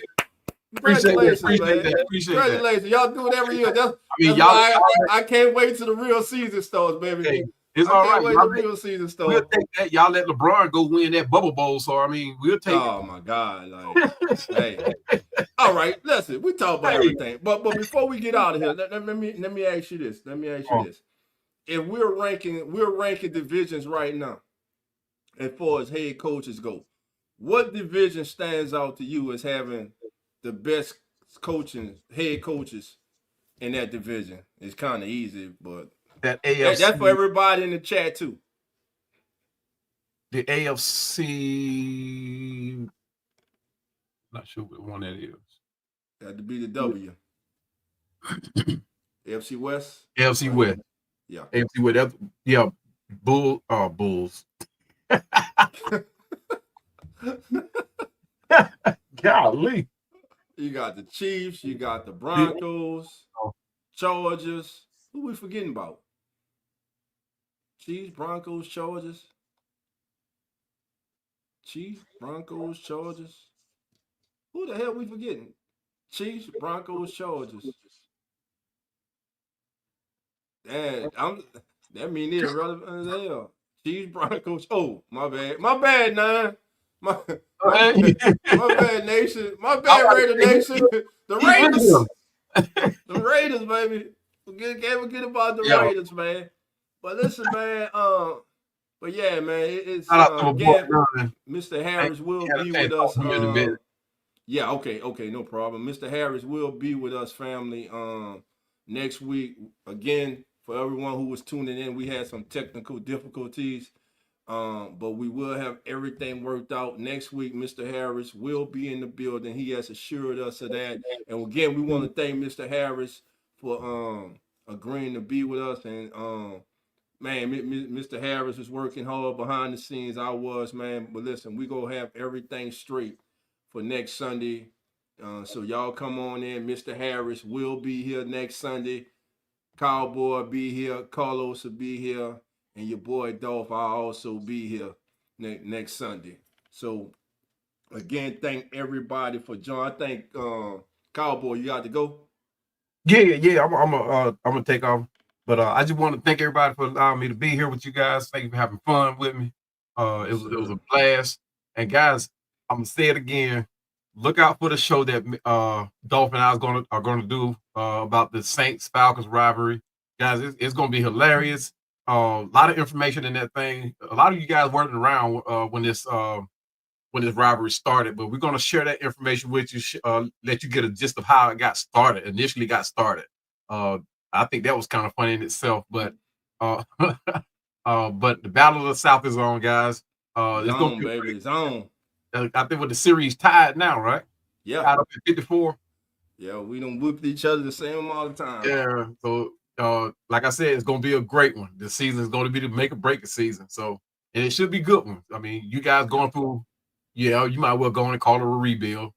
We've already. We already. We is. Now the team might not be, but we is. So, and we kind of went through it was a rebuild because there's nobody here that was here when AJ Terrell, probably our veteran player as far as who original players. We got some older players in there, but as far as original players, but it's gonna be a nice one, guys. It's always a good rivalry. Always be a part of. Hopefully, I'll be able to come down for you guys game there. I definitely will make the one here. Guys, stay tuned next week, man. This is information that needs to get put out. Not just most definitely, not just black men, but all men, guys. All men. This is a subject that needs to be touched. It could possibly save a life, save your life. I actually took it to heart because there were things I found out about it that I didn't know anything about. I didn't even know it was even a prostate cancer month. So I know we do the cancer awareness thing, but specifically prostate, guys, is a silent killer among men because men don't talk about stuff like this, and we need to talk about it. We all family. Even on the golf course, on the bowling lane, in the bars, lounges or whatever, is a subject that when we do talk, guys, we gotta talk about this thing. We gotta help each other out. We all family at the end of the day. It's good rivalry, but we all family. It's all love. But guys, look out for me. You can look for me on Atlanta Falcons Pandemic, YouTube, Facebook, Twitter, Instagram. So just go to my pages and subscribe to me. Hit those notification bells when we get on, guys. But like I said, like Philly said, man, go get checked out, man. Go get checked out. Don't let information, don't let that be what hurts you, that you don't go get checked out. All right. Most definitely. Again, man, and this is a subject that's close to me. Also, we had another guest who was coming in who wanted to speak with Mr. Harris, and he's a survivor of prostate cancer. Also, he's been on the show. He's family. He's a brother to me, a mentor, Mr. Kyle T. Mosley. So, Mr. Mosley, shout out to Kyle, man. Just a man. You meet some people in your life, man, and it's for the right reasons. Just some good people in this world, despite the things that we see every day. Again, we thank everybody for joining us here on the I almost said the Cowboy. Don't do that. God. Hey, at least y'all not my most hated team. Hey, man. Y'all do have a leg up on the Cowboys. Hey, man. Hey, I said, hey, keep it low, man. I stay with Cowboys, man. I'm a family, right? I'm all surrounded by them, baby. Plus, that's my other team. I rock with them too. Oh, that's your other team, the Cowboys? Yeah, no, Dolph. God, baby. Man, how in the world you and I became friends, dude? Hey, man. Hey, when you're a good person, you're a good person, baby. Hey, man, that's what it's all about, man. That's what it's all about. But look, Cowboy got to get out of here. But before I get out of here, before we got Cowboy, if you got just a few more minutes, come on. Here's what we about to do. We've been dropping our top 25 greatest running backs in NFL history. And a lot of you haven't seen it. But we about to start dropping them right now. So here goes number 25. Let us know your thoughts in the chat. Here we go. Excuse me. This is number 25 in the countdown.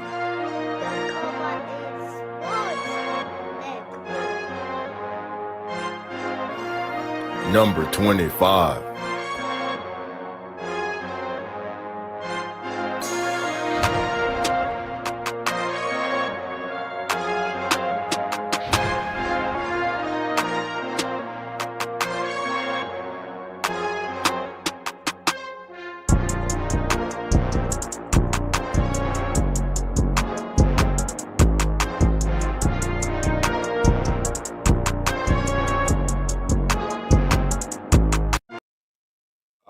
So there we go. Number 25 on the list is none other than Mr. John Riggins. What's your thoughts about that, Cowboy? I disagree, and it's not a bad disagree. And the only reason I put this player here at number 25 is because of his short career. He only played 6 seasons, but every season he played. He was in the Pro Bowl. No, I take that back. 4 to 6 seasons, he was a Pro Bowler. But he wasn't a running back initially coming in. He was a fullback. But he with William Andrews, number 31 for the Atlanta Falcons. But the records that he got, as I say, the records, his accolades that he achieved, what he achieved coming in as a fullback. You're talking about a guy who swapped over. Had to take on the role, much like what Tyler Algier is doing, but he was a running back though. But William Andrews is one of these guys, man. I did a segment on him.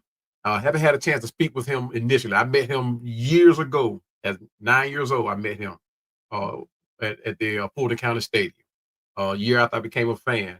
But William Andrews is a guy that you talk about deserve every accolade of going to the Hall of Fame. has not made it. I think it's a travesty that he has not even name haven't even been mentioned. I don't know if because he played for the Falcons or what, but you talking about a guy that deserves to be so. But Larry Zonk, I mean, not Larry Zonk. I'm looking at my number 24, but John Riggins, you talking about a guy that was a bruiser as a running back. I enjoyed watching this cat play, man. And he talking about he played fullback and running back. You talk a world of a blocker. He's one of these guys that if you pull up on him, man, you have to be your feet have to be in the ground ready to take on that impact because he's gonna run you over. I mean, I like that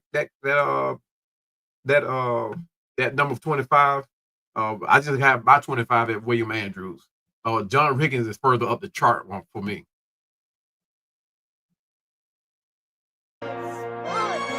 Yeah. Number 24.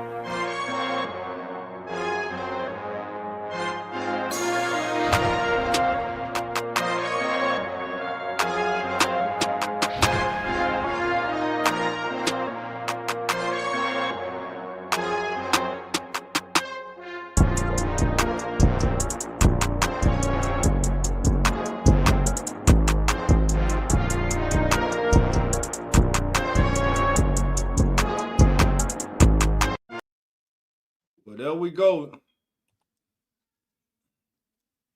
All right, number 24 on the list. None other than Beast Mode, Marshawn Lynch. Man, what more you gonna say? Everybody in the chat, what's your thoughts about Marshawn Lynch coming in at number 24 and to come on in NFL's 25 greatest NFL rushers of all time? What you got, Cowboy?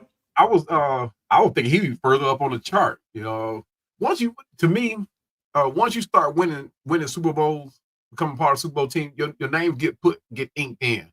And with him, he had an impact on the game as well. He wasn't just part of the team. It was because of him that these Super Bowls were won. So beast mode, I mean, that beast mode mentality came in and he took it and ran with it. You talk about a Super Bowl champion, 12 seasons, accumulated over 10,000 yards. The only thing that I think took away from him was his attitude in the game. Yeah, I agree, Philly. But you talking about 85 rushing touchdowns, 287 receptions for over 2,200 yards, 9 receiving touchdowns. He finished with a total of 94 touchdowns, which make it even more impressive. Right. So, because most of these receivers, running backs that go into the Hall of Fame, they're either right at that 100 mark or just over it. So I think he should be further up the chart. I think. But I like him on this list. But yeah, like I said, I think he should be higher. All right. We got to see who else is on the list. Matter of fact, let's go, baby. 23, baby. Who was 23? Number 23.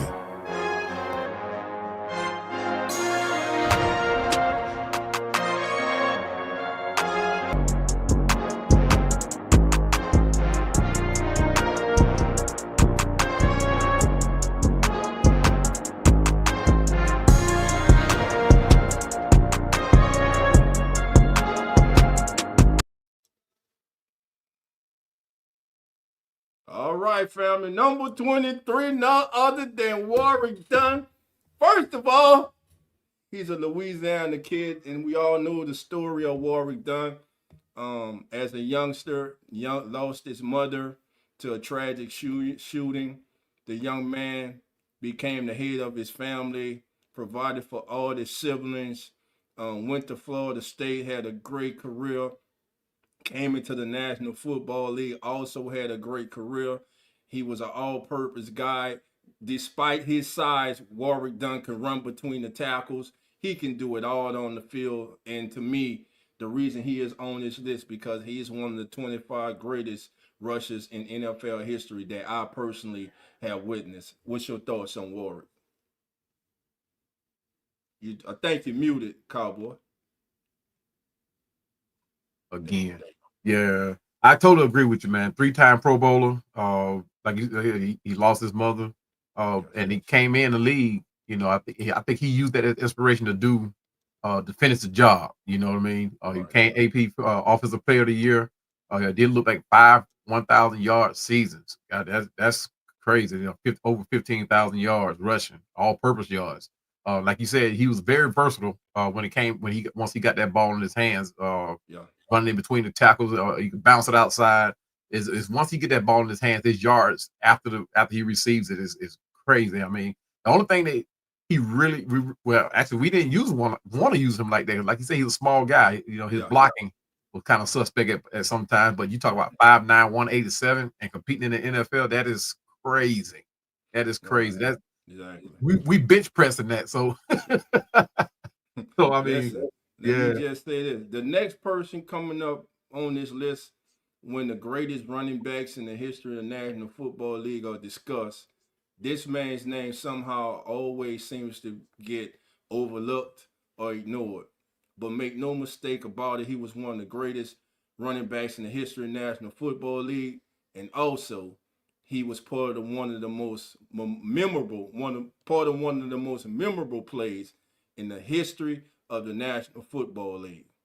So here we go. Number 22.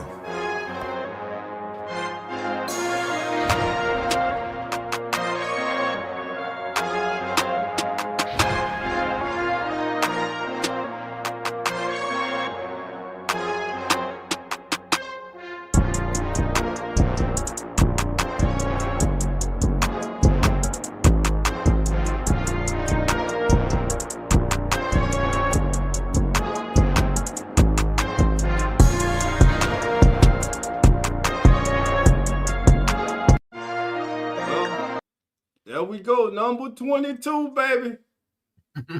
Italian American, African American Franco, baby. Simply known as Franco, baby. Hey, who can forget he was part of one of the most spectacular game-ending plays in the history of the National Football League? Franco Harris, man. Your thoughts about Franco? Oh man, you talking about one of the original big running back. I think he started the idea of putting a big back in the backfield. Growing up, that we saw a trend through Little League and high school where coaches started putting big backs in the backfield. And that's where it came from. 13 seasons in the league, guys. I mean, we grew up watching this guy. This guy was a big back that nobody wanted to tackle. And you saw the last part of that clip there that you had to get low on him because you stood up high. He was gonna take you with him, Yes, but you talking about a Super Bowl champ, four-time Super Bowl champion. You talking about if you were looking for a running back, this is how you want him to be. A big back, this is how you want him to be. Yes, 8 different seasons with 1,000 yards rushing. Yeah, this is him. It's that guy. Jordan Watson. Yeah, and for his career, he rushed the ball 2,949 times for 12,120 yards and 91 touchdowns. Like Cowboy said, 4-time Super Bowl champion, Super Bowl MVP, Offensive Rookie of the Year in 1972, First Team All-Pro in 77, Second Team All-Pro 72 and 75, and he was inducted into the Pro Football Hall of Fame in 1990. Franco Harris, baby, is number 22 on the list. To add to that, man, he was the Walter Payton Man of the Year award, 9-time Pro Bowl, 9 times out of 13 seasons that he was in the Pro Bowl. So he was definitely a factor. All right, let's go to number 21. I bet y'all can't guess who's number 21. He was good too. Number 21.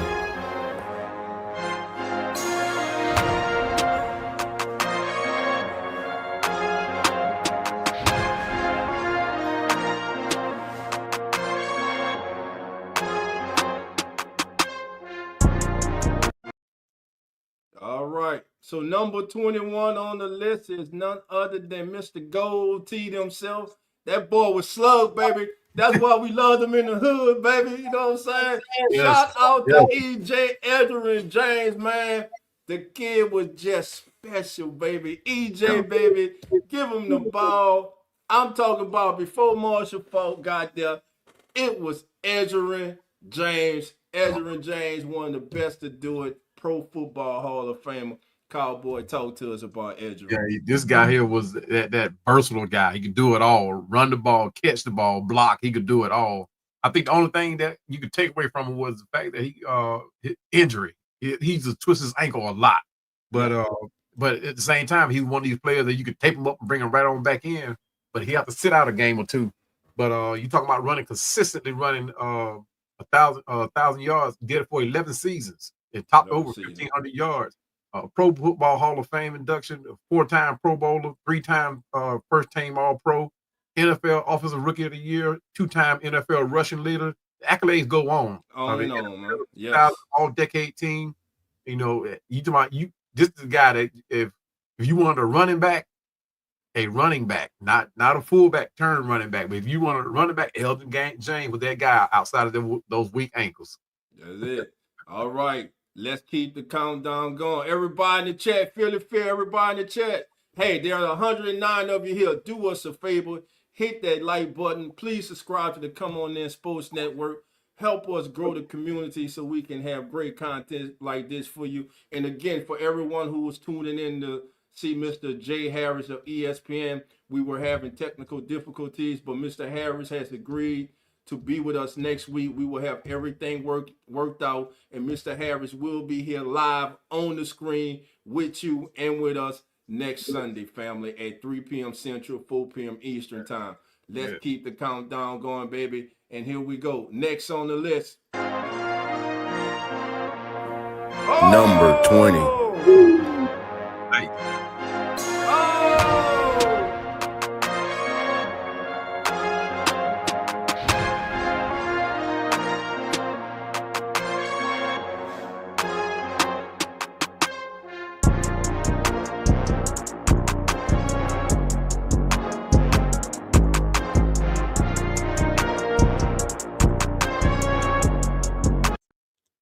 All right. Now we just talked about Franco Harris.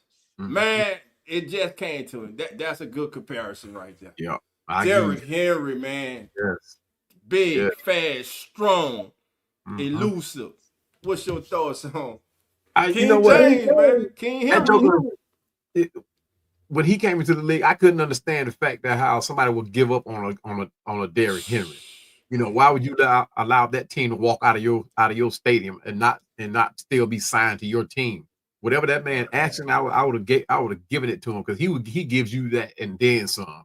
Like you said, he was that running back. You know, he's another one. If you wanted a running back, a big running back, he was that guy. You know, 2,000 yards, a 2,000-yard season. He was the 8th player in history to do that.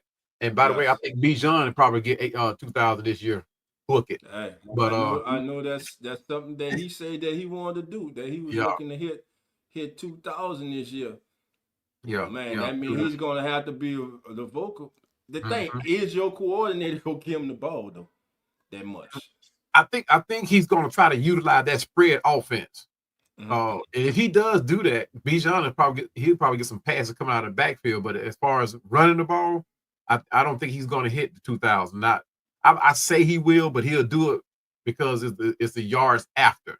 You know, it won't be because it was designed for him to, you know what I mean, to do it. You know, if it's a 4th down and 3, and he just does to get that third down, it's going to be on his own ability to get the rest of those yards. You know what I mean? Right. But I think he's I think the only running back that can do what he do on the field, what's his name up in Detroit? Jamil Gibbs. Yeah. Them two right there, I think both of them going probably get close to it. They probably won't niche it, but they'll get up there. Yeah. Okay. But King Henry, I don't know what Titans were thinking about. I really don't. Changing. Hey, you build around him then. I don't get it. I don't get it. I know they needed a quarterback. Trying to figure out what they're doing now. Yeah, I know they needed a quarterback. They got one now, but can you imagine Cam Ward and Henry together? Man, I don't know, but that's like we had to get rid of Matt Ryan to build. So hey, gotta do what you gotta do. yep, All right, let's keep the countdown going. Who's next, baby? Oh, Number 19. Ooh, look at that! Look at that! Look at that run.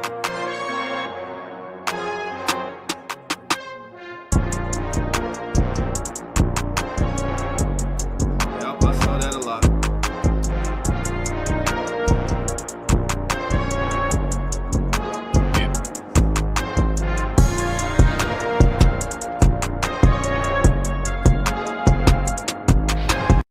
All right, so here we go. That man right there is a trendsetter. He was the first to do it, baby. He was the first 1,000-yard receiver and running back. He was the first running back to have 1,000 yards receiving and receiving out the backfield. We used to call him Mr. High Knees because of his running style. You just saw that great run he had against the Rams. Strong, fast, agile. And by the way, just like John Riggins, he was a fullback. And then in college, he played at the University of Nebraska. He wasn't even a man on his own team. That was Heisman Trophy winner Mike Rozelle. But Cowboy, man, when you think about the dynasty of the 49ers, those great teams they had, everyone's Montana. Everybody's talking about Rice and Taylor and Brent Jones, the tight end they had. People forget Roger Craig made a lot of that stuff go because of what he can do out the backfield.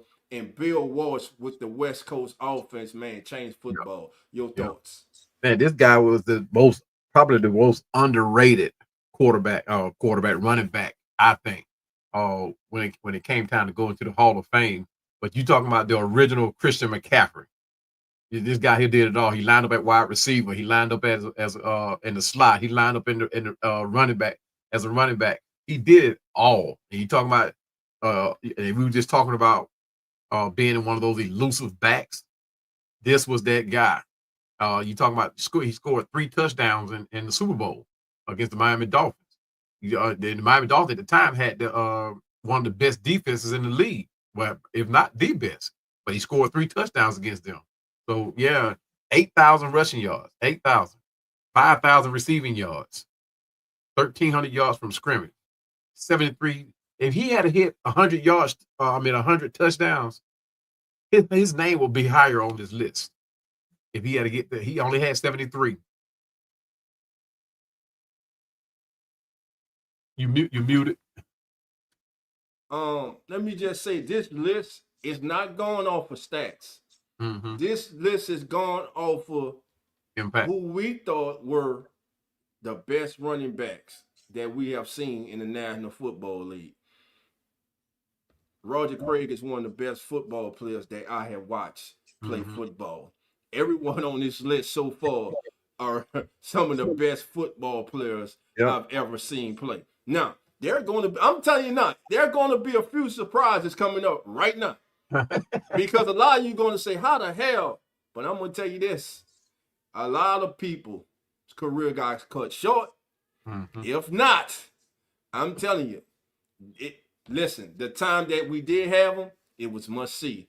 Yeah. And I'm talking about, listen, the next participant, he one of them dudes, man.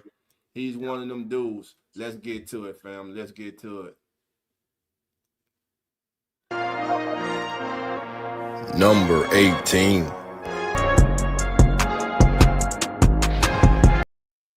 All right, there we go. Let me just say right now, damn it, he on the list. That's one of the greatest running backs that I have ever seen play in the National Football League. You just saw those highlights. Yeah. That was a damn man. That was a tank running down the damn field. You had to have heart to come tackle Bo Jackson. And you saw that Seattle game. It was him. It was Boz. For those you don't know, it was linebacker Brian Bosworth who coming in was one of the greatest and decorated linebackers in the history of college football. And he was talking all week about how he would stop Bo and how Bo would not do anything. But you saw in that video, they met Monday Night Football, head to head on the goal line, and Bo just took his ass for a ride. And also in that game, Bo went for 99 and ran through the tunnel on their ass too. Yep. Bo Jackson, number 18 on the list. Man, and matter of fact, if Cowboy, it's going back here. For all y'all, you got PlayStations and all that. But it all started with Tecmo Bowl, baby. With Bo Jackson. That Tecmo Bowl with Bo Jackson, baby. He was unstoppable, baby. Like, go ahead, Cowboy. Take it away, man. Okay, this guy here was legendary before his time. I'm talking about you, like you talking about him running over somebody. You didn't have to be tackling him to be hurt by Bo Jackson. You can be just standing there and he'll run into you, and I'm telling you, you gonna be hurt. I forget. I think it was against the San Francisco 49ers. Oh my goodness! I'm talking about, he just ran into the back of old boy. What the world? That was my Falcon football that fell off the doggone shelf. But there's a ghost in here or something. But you talking about one of the best guys, one of the best running back, two dual threat running backs coming to football to the NFL. Guys, Bo knows the running back position.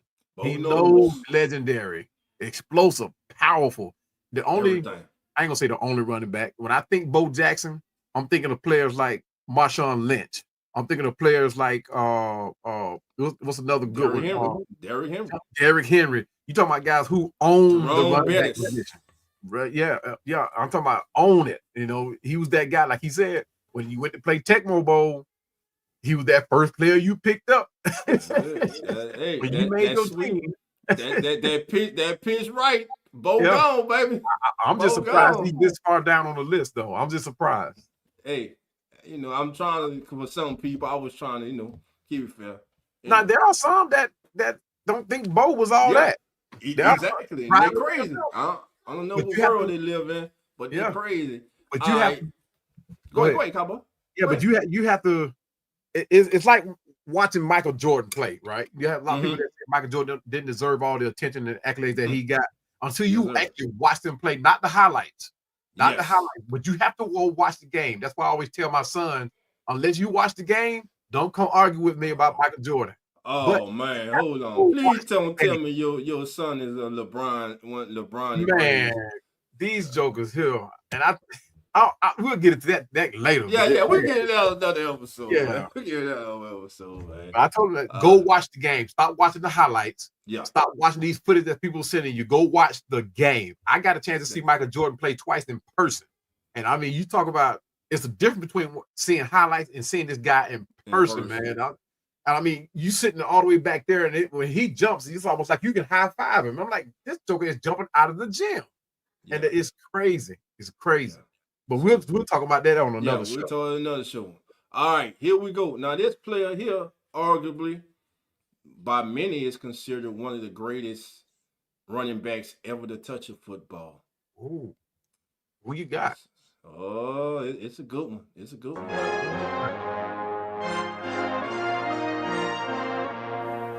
Number 17.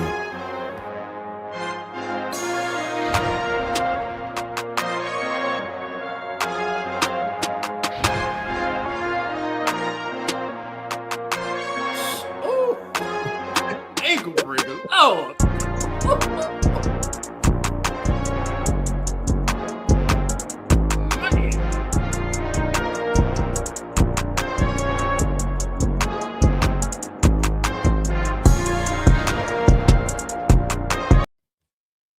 Well, there we go.